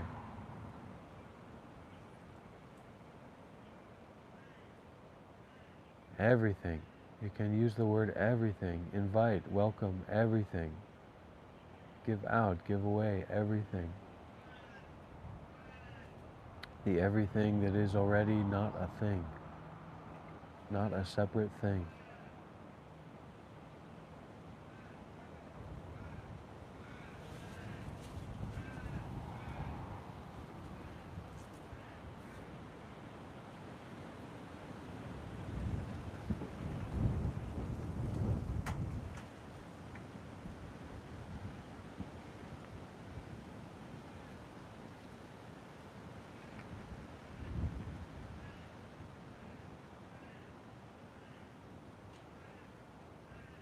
whatever is received, whatever is downloaded from the stars or from the brain or whatever, receive and give. No holding on to, no figuring out. Whatever's received, give it away, give it out into space.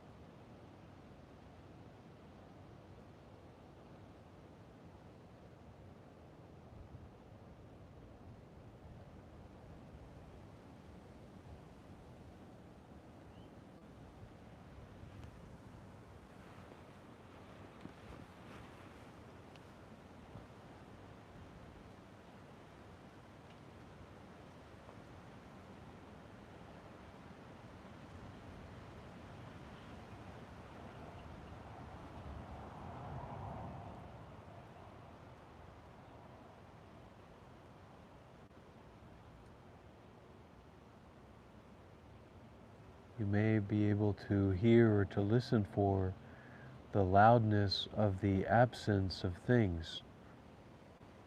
Think about how many things make up your life and notice how loud, how full the absence is of all those things, such as everything that you've ever seen, everything that you've ever heard, everything that you've ever thought about, everything that makes you, you. Hear the screaming of the absence. And we need to keep opening and widening out and brightening out so that that absence doesn't become an abscess. Rotted, dark, musty. Widen out, brighten out. Give out everything.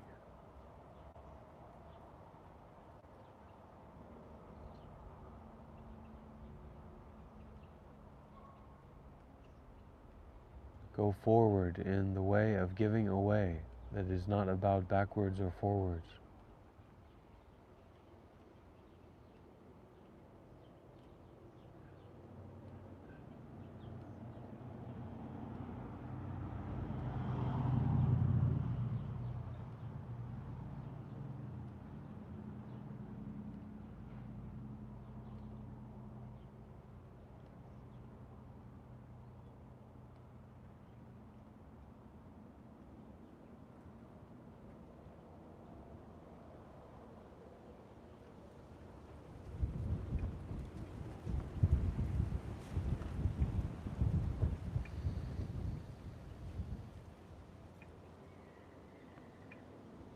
Keep giving, keep opening, keep widening out beyond time, beyond someone doing something.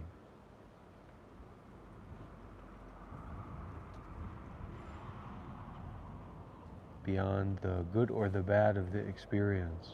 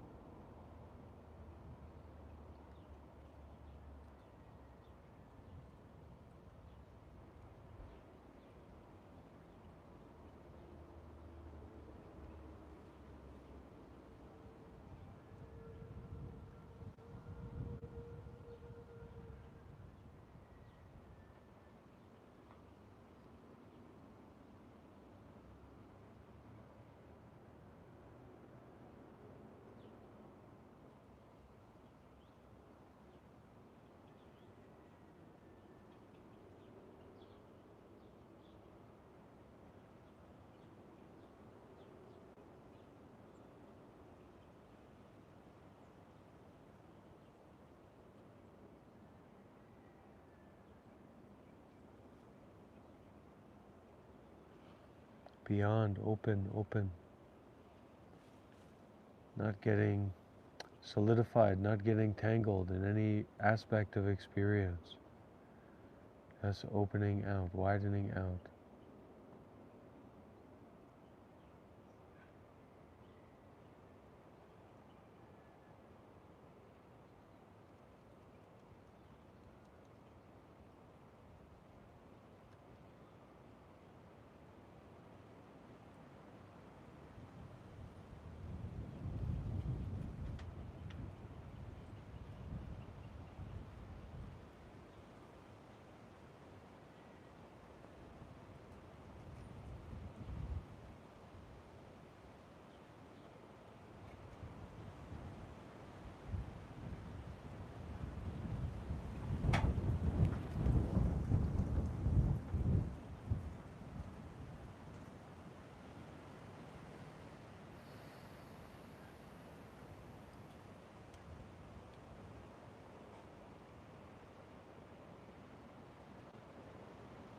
Out, out. The mind opening out. The mind is space, wider, wider than the someone, wider than the contraction around the experience, mental or physical experience. Opening out.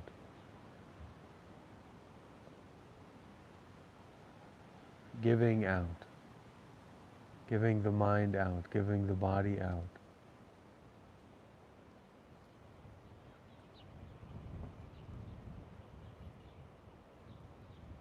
Giving everything out.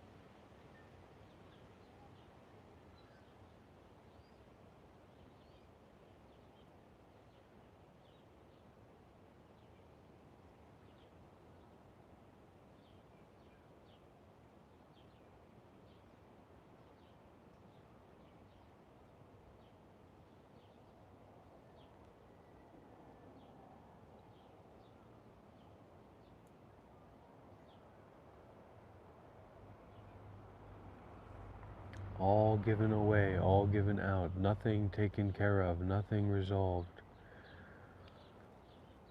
not figuring out anything, not taking care of anything, not cultivating anything. Just the spaciousness of the mind, of giving out, of giving away everything.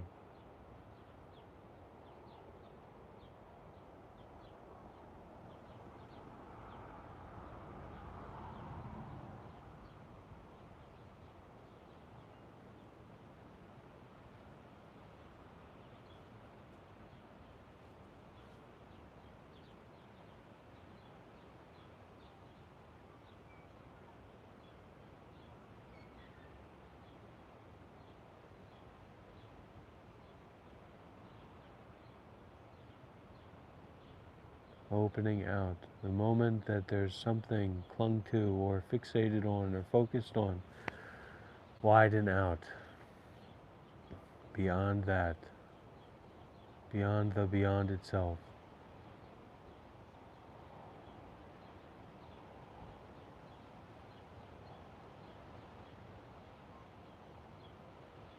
As if the whole body and mind itself was opening to everything that is not even a thing itself. As if any material anything was opening to space, to thinglessness, to materiallessness.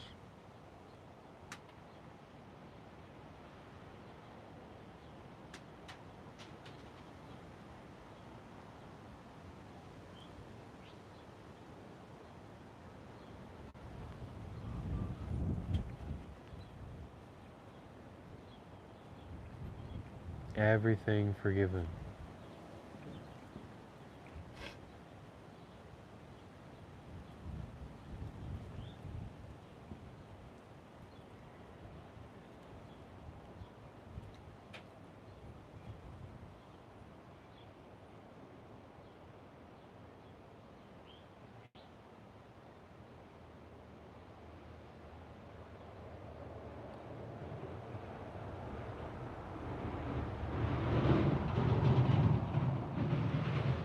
So everything, every thought, every tension, every tangle or concentration point is revealing its opening, is inciting its opening. So just be the opener.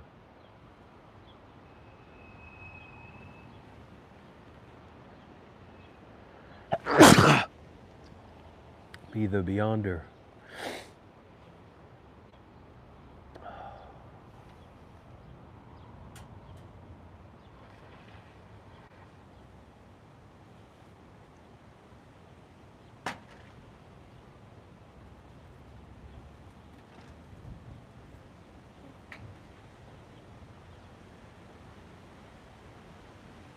There's no mistake, there's no success in the meditation or good or bad in the meditation, because the moment of noticing is just to open out again, more fully, more completely, to widen out.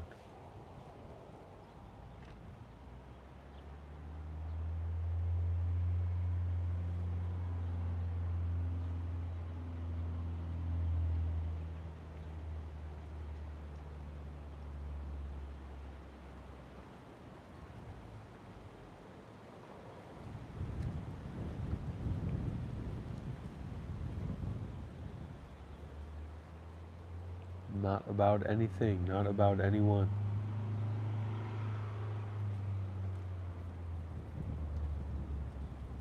Not about, not about.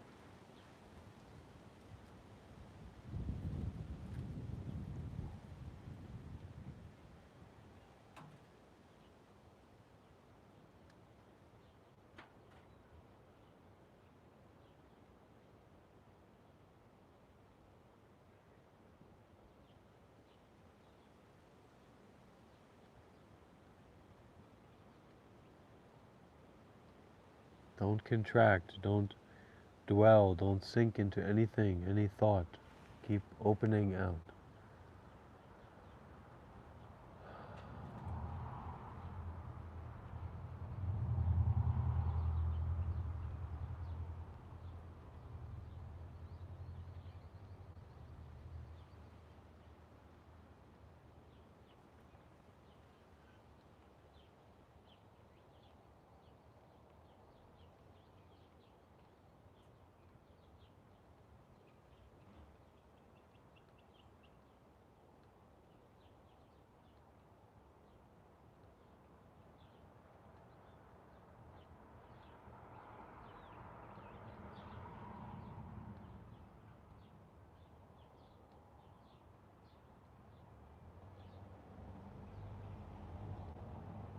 Every attachment point, every thought, every feeling in the body, every pleasant or unpleasant, whatever it is, anywhere in the body, anywhere in the mind.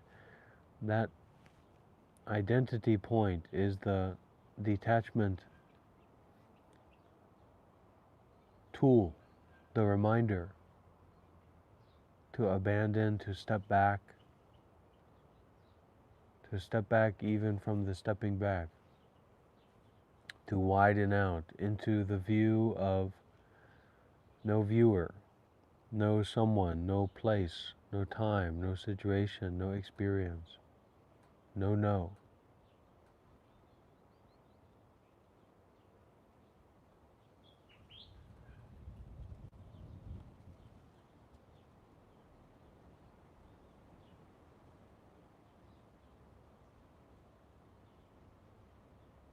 Using the power of the seeing to look at the mind, or the power of the hearing to look at the mind. Not the thoughts about someone or something.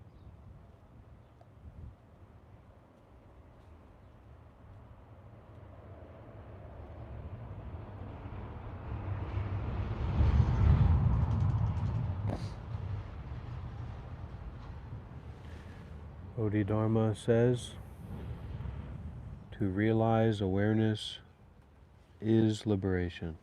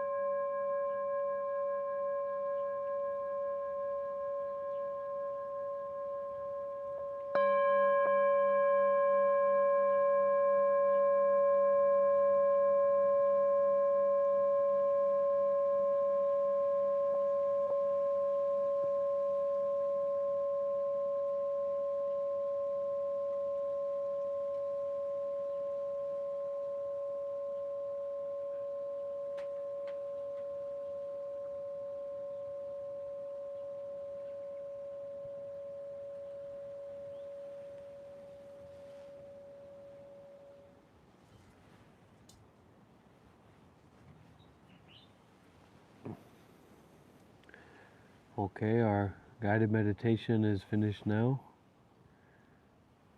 Anyone like to ask question or share experience? Welcome.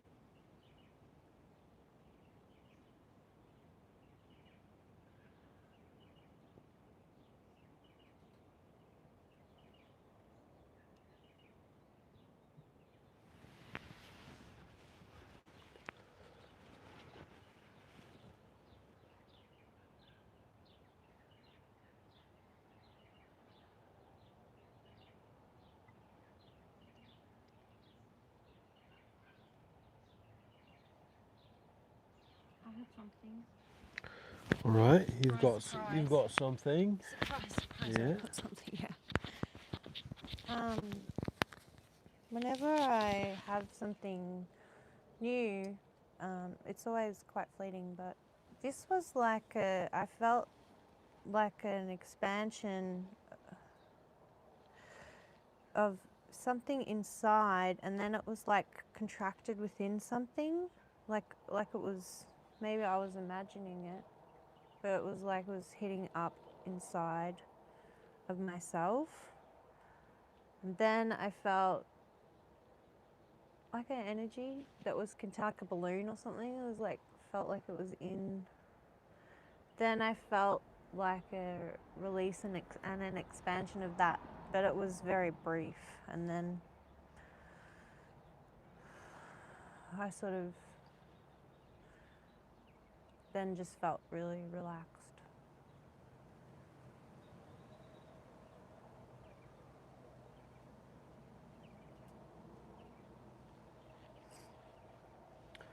Anything else?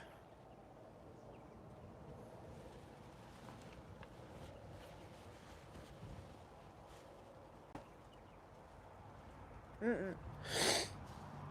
Well, the right view here is the irrelevance of the experiences.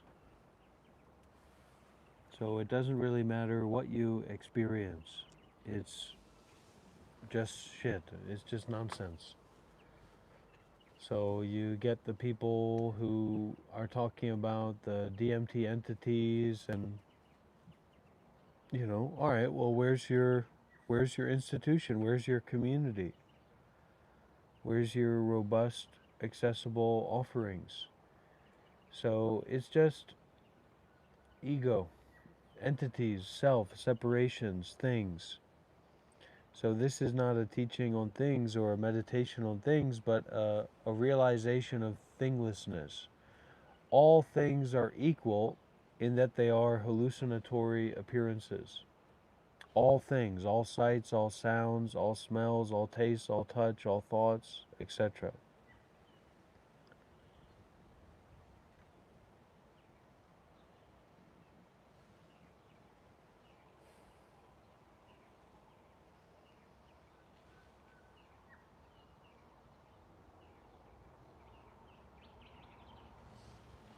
So even when we close our eyes and we're having a hallucinatory experience. This is a hallucinatory experience just as much as when you close your eyes, because this is not the real world. This is the world of that a human being sees.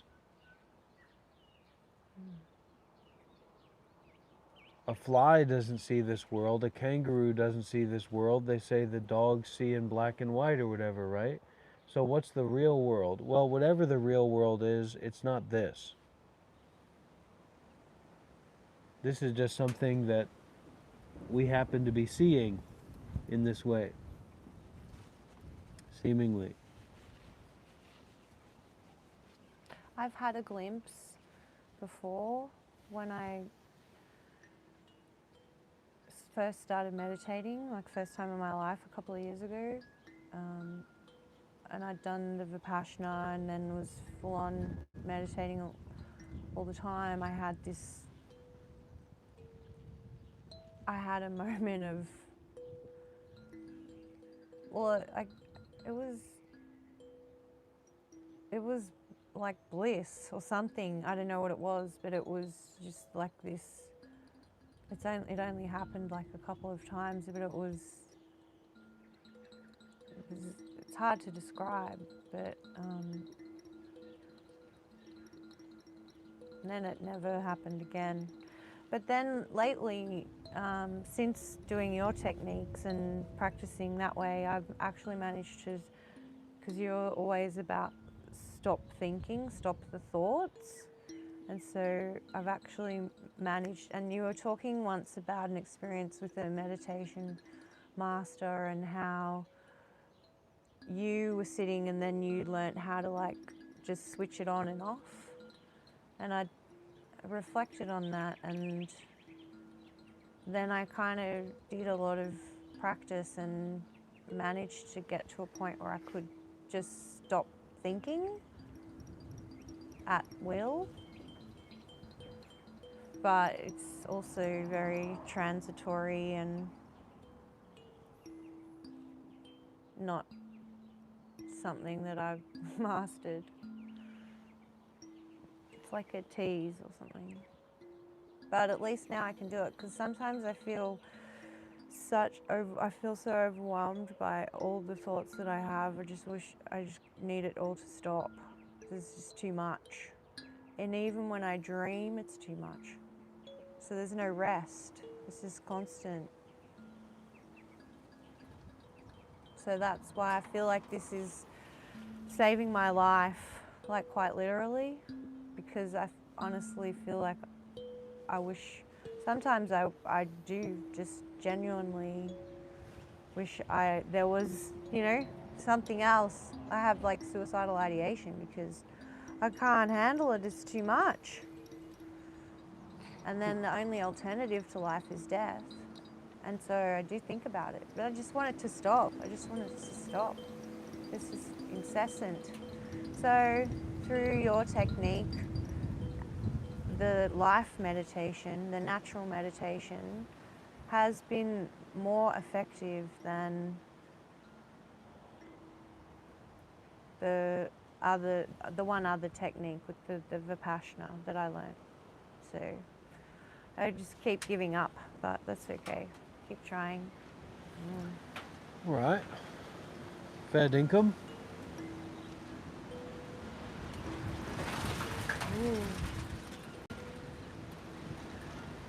So it gets really hot here, huh? Like, how many degrees? 40 degrees?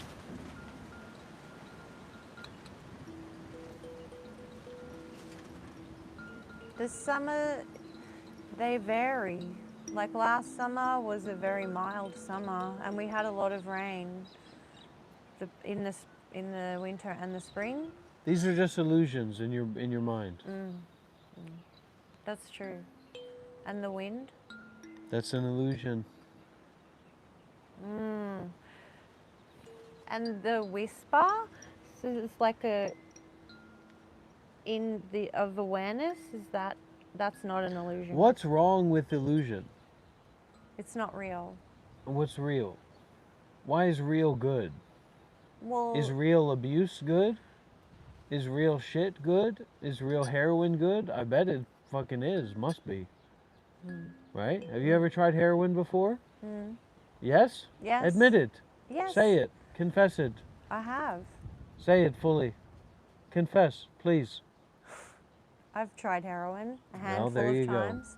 I've tried a handful lot of of things. times? Yes, I've tried things a couple of times. I've tried a lot of forgive things. you. I forgive you. It was a long time ago. I forgive you. It's a very long time I ago. forgive you. I forgive you.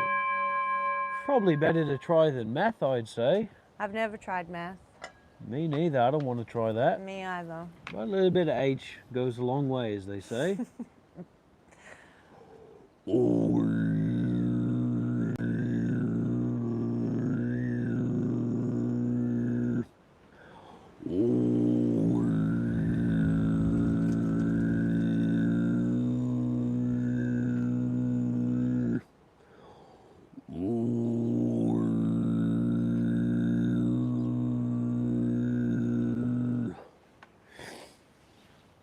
So you're saying everything else isn't real, but this awareness Well, what's your is real. fixate? I don't understand this thing about real. What's real? Ah, okay. Reality. It's just, I don't know. What's not real? Give me an example of something that's not real.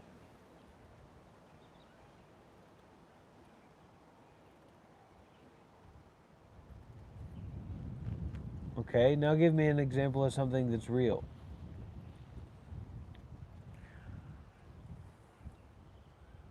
Molecules?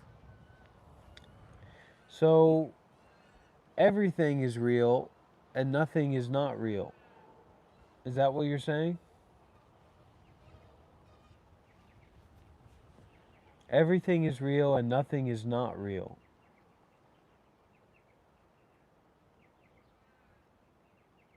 What does that even mean? I don't know. Why are you so fixated on what's real? This is real. I'm a real feminist. This is a real people's plight.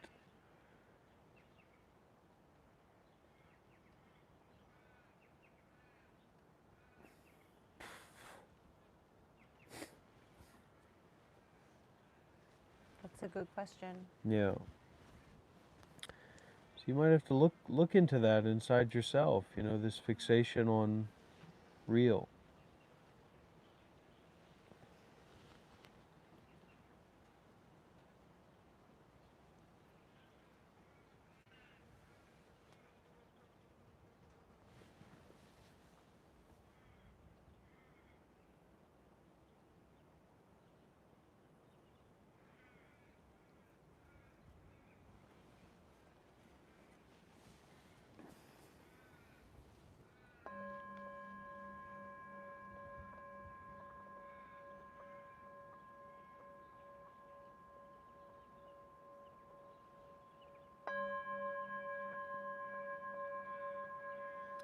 Is the sound of this bell real?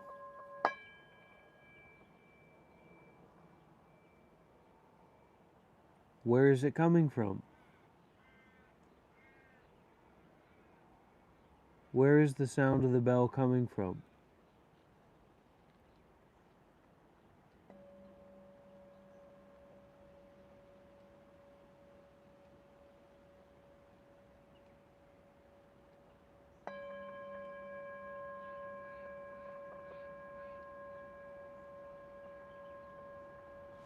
It's vibration.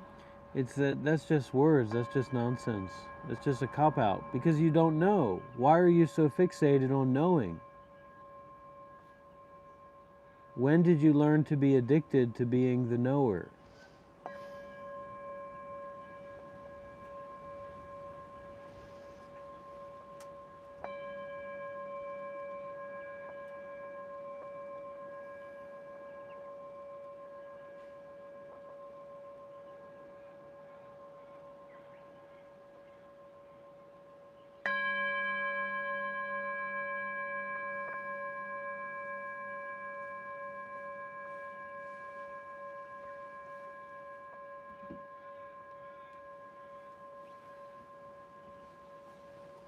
Something's happening.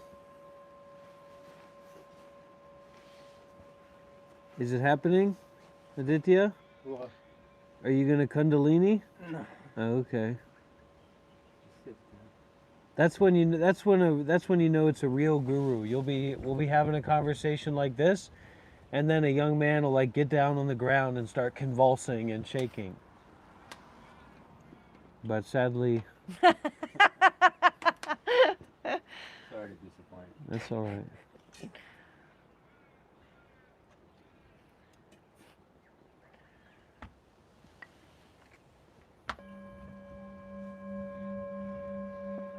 What is the Kundalini? Just more bullshit for you to put your ego hat on to. What's being gay? What's it like to be gay? You don't know because you're not gay. Anybody here in the chat gay? What's it like to be gay?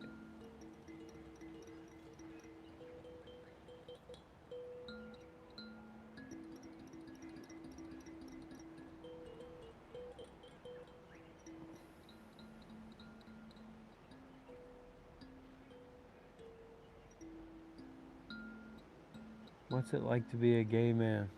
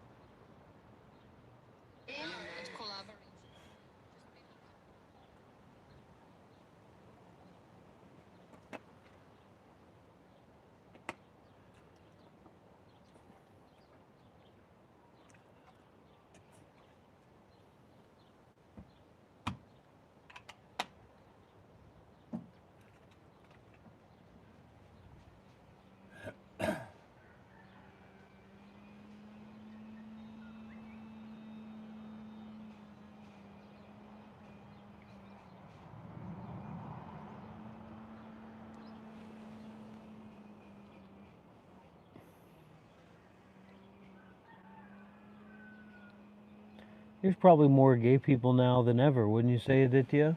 Because the kids are kind of influenced to be gay. It's like you can be gay or you can be straight or you can think about it. You know what I mean? It's like you can think about being gay if you want to, but before they said you better not be gay, so probably less people who are gay like that. But this isn't really a YouTube channel about being gay, everybody, so we're not going to focus too much on that.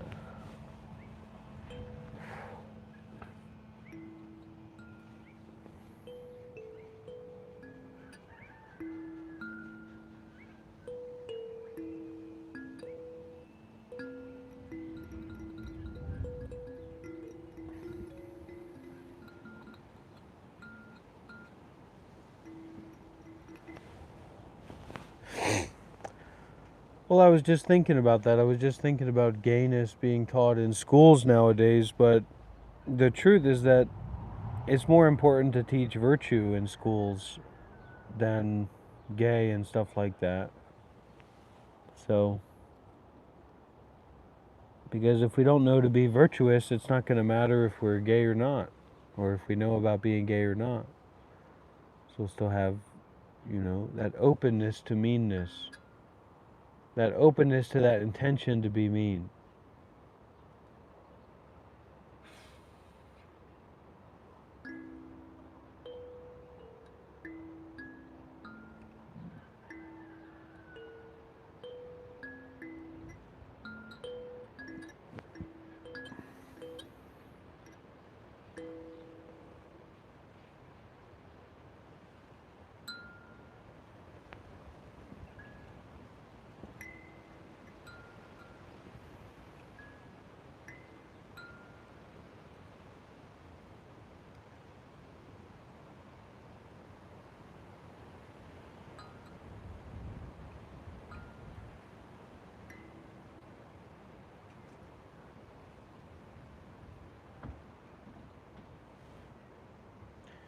Oi, juice.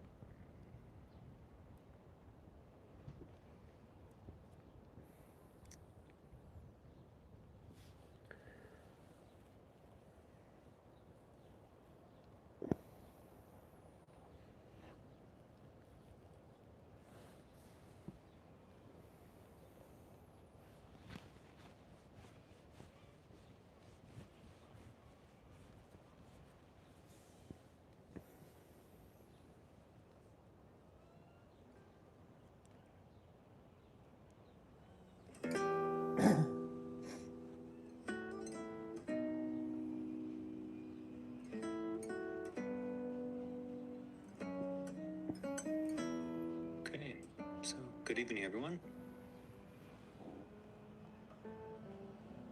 It's good to see you all. So last time it was the question of interconnectedness and yet having interpersonal boundaries. Now, this word interconnectedness and this word boundaries, both you probably hear a lot of. In Buddhist circles, it's interconnectedness. In healthcare or in more professional settings, that word boundary is used a lot. So I wanted to prepare based on the sutras, based on the teachings. What does Buddhism say about this? So I prepared quite a bit, and I found that, wow, I prepared kind of a lot. This could be potentially like a 2-hour Dharma talk kind of presentation. That would be way too much for our group, since we only have an hour and a half for not only my part to present something and then discussion. So I want to present the teachings, but at the same time, I don't want to give you too much and overcomplicate something, which can actually be seen as very simple. Buddhism and Buddhist philosophy can be quite complicated, can be really complicated, and there can be discrepancies among different traditions of Buddhism.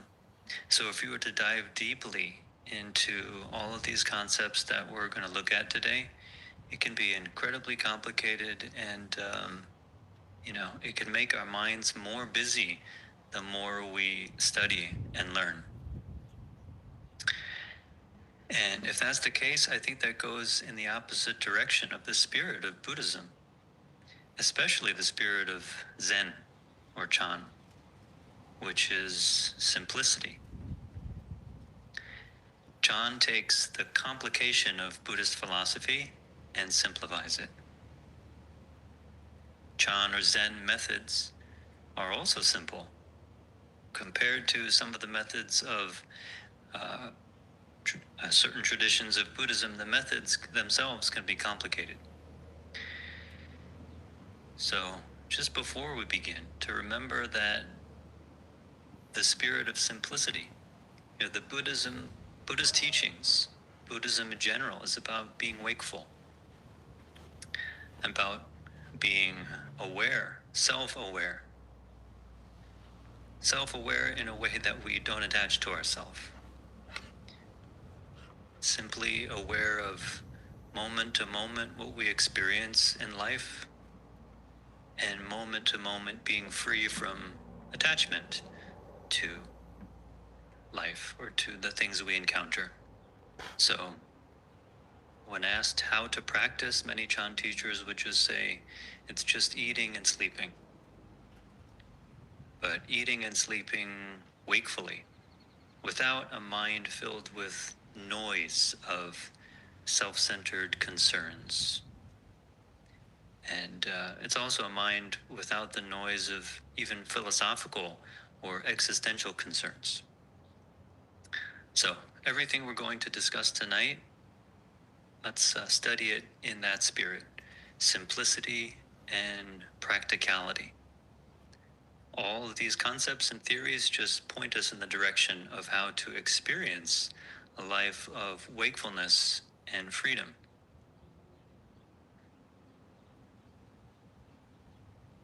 So, to begin tonight, for the agenda, what we'll do is I'll briefly review the topic of last session, which was on diligence. Chinese is Jingjin. It's also referred to as right effort in Buddhism. And second, we'll discuss today's topic. I'll present something, and then we can discuss on the topic of interconnectedness and interpersonal boundaries. If we have time, we can touch upon the new topic which someone presented in a question about perfectionism. So last time we talked about right effort. And to put it simply, we could say that right effort in Buddhist practice is to apply ourselves to cultivate wholesome states and to avoid or stop unwholesome states. States of mind, states of speech, states of action. We cultivate the wholesome, we stop the unwholesome, and we practice in a direction towards freedom, freedom from suffering. The whole practice of being diligent, it's for the purpose of resolving suffering, which comes from our craving and our aversion and our attachment to all kinds of views and opinions. And when we resolve that, we find ourselves with much more loving kindness. And we find ourselves more naturally charitable and with less fixed views. We become more flexible, more malleable, and we still have opinions or ideas, but we're not so fixated on them. So with right effort, as we mentioned last time, right effort, we could look at it in different contexts. So in general, it's applying ourselves to the methods. What are the methods of practice? Well, in Buddhism, we have three main methods or three main categories, right? Discipline, meditation, and wisdom. So the three pillars or the three learnings of Buddhism. So we apply ourselves to these methods, and we need to do it in a skillful way. And what is skillful? Well, we could say it's the combination of diligence and wisdom. Or we apply ourselves in a way which doesn't cause more suffering and helps to resolve it. And we said that we gave many different examples of how if we're too tight or too tense when we practice, then that leads to problems. If we're too loose or too lazy when we practice, that also leads to problems. So with diligence, we're looking for being diligent in just the right way. So what is just the right way? Well, if we are wise, that all depends on the conditions. So we said that wisdom is acting in accordance with conditions. We do what's right for the situation. The Chinese for that is 随顺因缘, which is literally like to follow and to be in accord with the conditions or the causes and conditions. So to make that more concrete, for example, with meditation, if we're mentally scattered when we're meditating, what would it be to follow the conditions or to accord with the conditions? Well, if we're mentally scattered, we need to apply effort to concentrate, right? If we're mentally scattered and we don't use a method to concentrate ourselves, how could we make any more progress with any kind of meditation? If, though, we concentrate and we develop and train our mind to the point where it becomes concentrated, it becomes unified, then do we still need to apply effort to concentrate? Well, at a certain point, we don't. We let go of the effort to concentrate. And at that point, our method would change.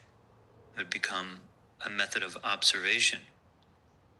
We would use a concentrated mind, an already concentrated mind, to observe our body, feelings, thoughts, sensations, our whole experience, right?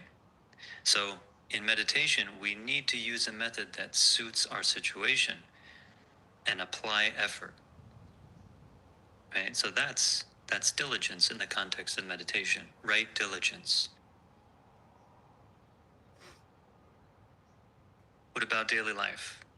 So in daily life, an example of just the right amount of effort would be that we follow our routine, we follow our structure,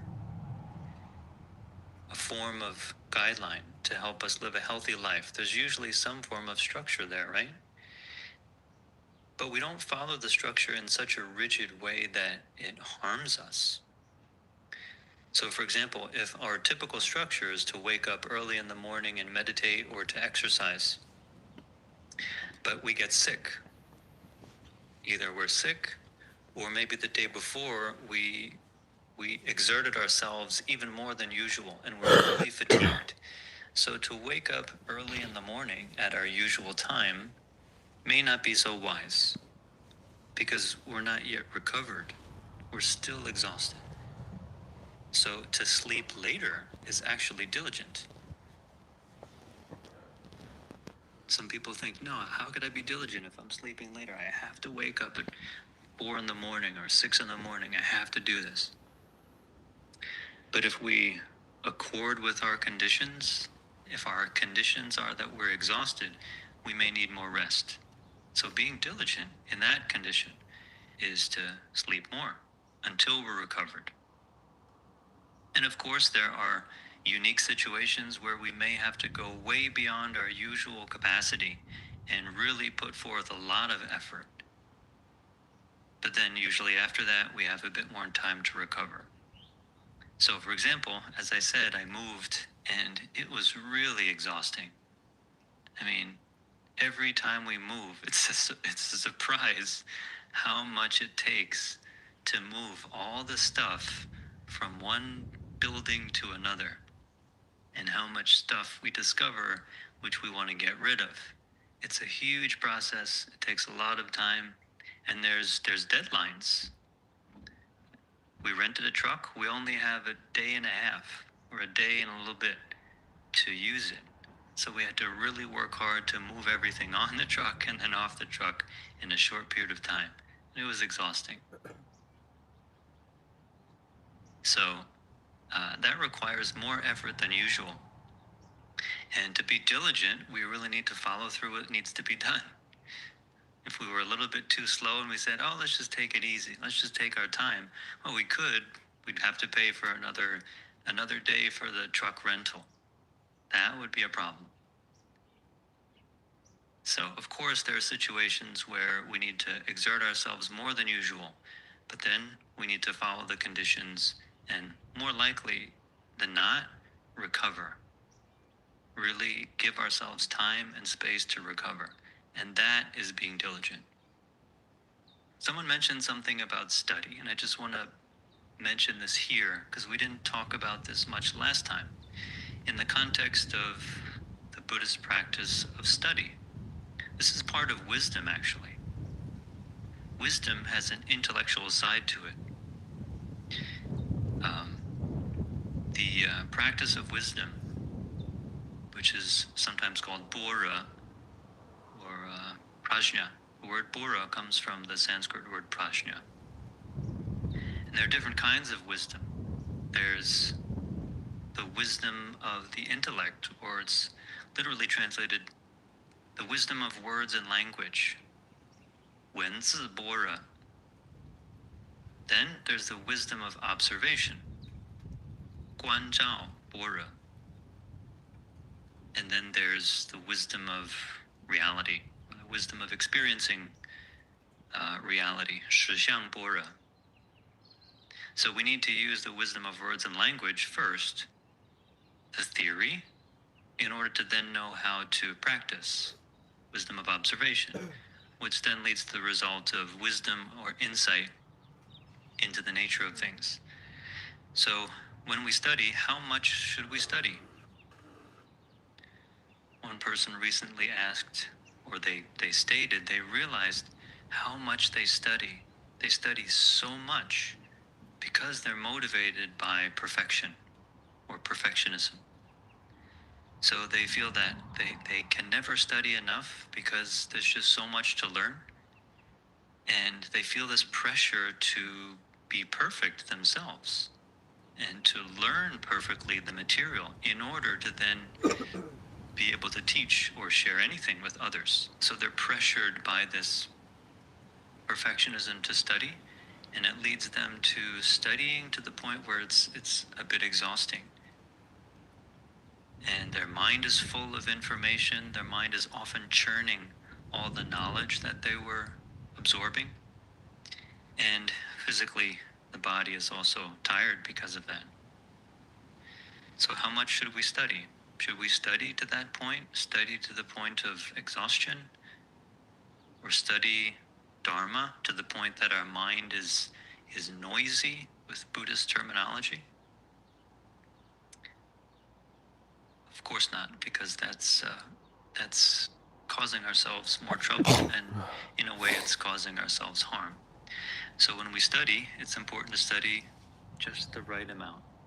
What's just the right amount? Different for everyone. Some people, they could sit down and read a whole chapter